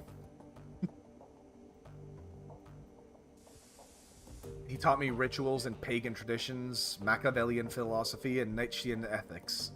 Above all, he taught me to connect to his horned god, and through it I learned power and arrogance. It was all downhill from there.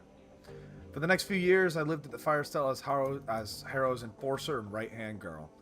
I was also his sometimes wife and concubine, but that was a distinction I shared with all the girls in the commune, including my beloved Marta. I came to learn that she'd been his long before she met me, but by that point I didn't care. I'd embraced the rules of living. I was Harrow's creature through and through. I didn't ask questions, I walked the path that was in front of me. Other fun fact about those years, I learned cruelty. I had power now, and my new idol encouraged me to use it. Harrow did the same. Any children who didn't pull their weight were subjected to my tender mercies, and I was anything but tender. I took what I wanted, rather than asking for it. I liked it. It was fun. I also came to learn that Harrow's horned god, excuse me, that stuck up on me, was not the Eichenfürst worshipped by throwback cults across Germany. It was certainly a god with horns, but it came from an altogether different tradition. Care to hazard a guess? Devil? In the magically active community, we refer to it as the adversary, but yeah, same being, more or less. So my idol, the ancient deity that was feeding me my power, was the antithesis of everything that is right and good. And you know what? I didn't care. In our time together, Harrow and I committed more atrocities than I could count. At this point, I was on to all of his tricks. One moment.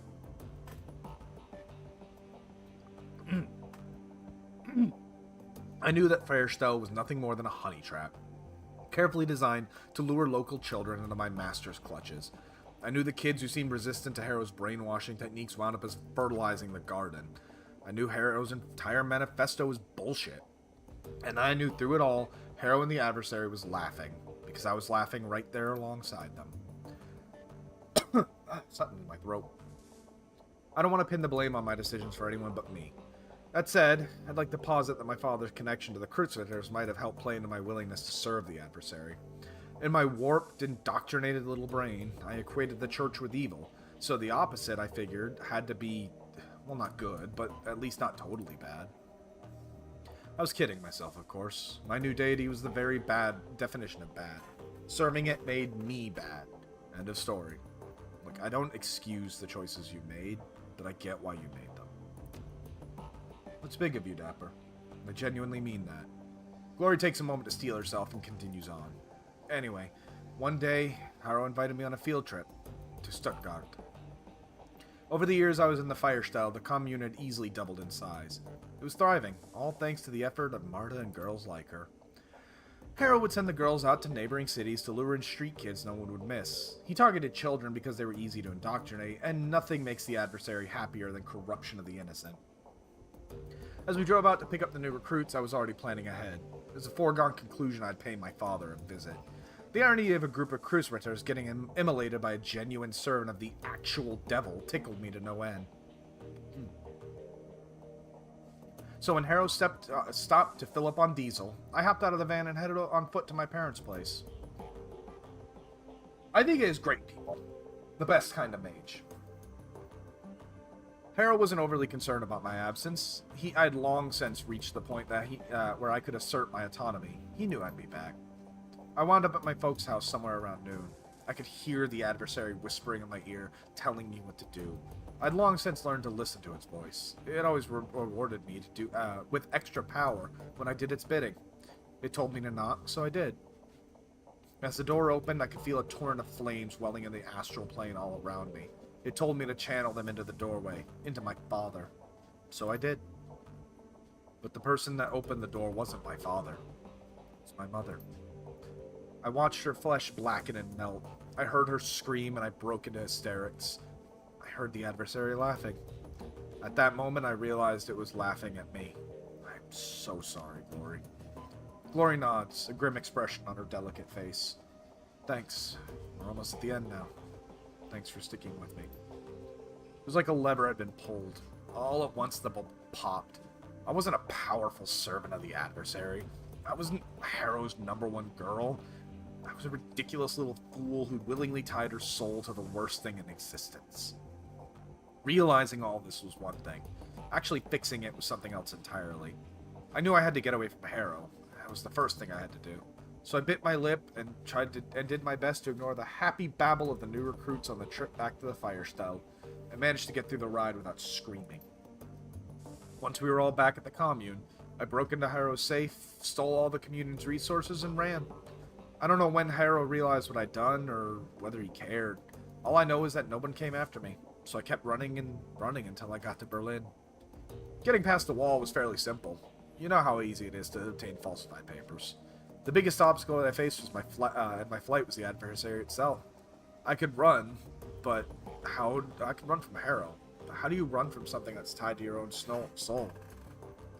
Glory. The haunted look in Glory's eyes is heartbreaking. She gives you another curt, grim nod.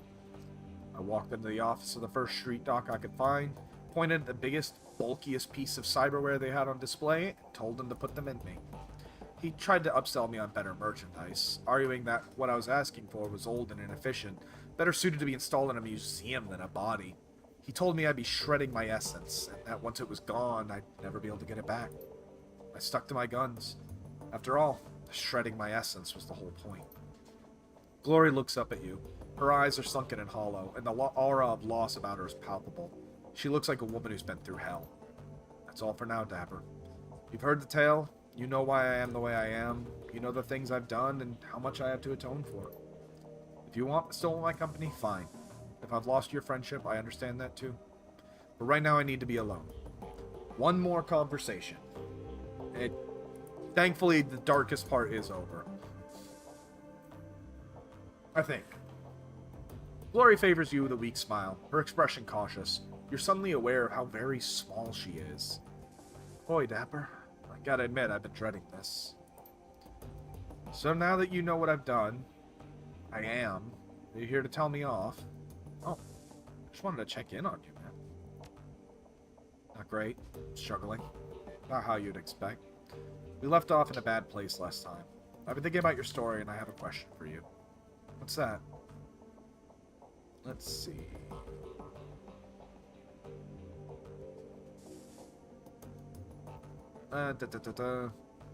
We escaped from Harrow, but he's still out there. If you're looking to atone from your past, don't you think shutting him down would be a good place to start? She holds her silence for a long time. Finally, she nods. Yeah. I've been thinking about this a long time, Dapper, and every time I've gotten close to making a decision, I've turned and run away again. No more running. I'm ready to face this, but I can't do it alone. If we're gonna do it, I need your help. Glad we're on the same page. Alright. If we're gonna do this, we need to be clear on what our goal is. There's a lot of innocent people in that place. Lost street kids who got sucked in by Marta and other girls like her. Saving them won't be easy, but it feels like the right thing to do. But then, there's also Harrow to consider. I want that man dead. Lord knows he deserves it. And if we don't make killing him our top priority, he might get away from us. If that happens, if he runs, he'll eventually start up another cult somewhere, where we can't find him. All of this will have been for nothing. We're likely to run into complications as well, so I need to make a decision up front. What would you do in my place? Rescue the kids, or take down Harrow? I don't think we could take down both. Wipe out the cult. It's cruel. The kids... Yeah. As long as he's alive, we can start all of us again. We'll save any cultists we can, but the ones that are too far gone will have to be put down. Haru needs to die. I don't want any other kids hurt or killed, but Haru... That bastard has to pay for what he did to me. She stops, as if suddenly unsure of herself. A moment later, a newfound confidence seems to seize her. She looks to you and there's a fire in her eyes. He has to pay for what he did to all of us. I won't let this happen again. He needs to die. You're damn right he does. Meet me at the van when you're ready to go. It's a long drive. I'll see you there. Alright. So, we have our next two missions for next time. We are going to help take down a Russian mobster. You know, human trafficking, slaver, basically pimp. And somehow that is not the most fucked up thing we have planned next week. We are going to also dismantle a cult. It is time for some good deeds. Good deeds at the barrel of a gun. So, but that is for next time. For tonight, thank you guys for sticking with me, especially Ollie, Viga, any lurkers, for sticking with me through the extended, well, the darkest fuck session. Yeah, I say it all the time, and I really do need to think of an actual intro, but I appreciate Batboy, you too. You're here. I appreciate every minute that everyone spends here. Time is a resource that you can never, ever get back, and you choose to spend it on me. And it's mine now, and you can't have it back. See y'all tomorrow. I don't know what's coming tomorrow. I'm kind of just flying by the seat of my pants this week. So we'll see. Take care.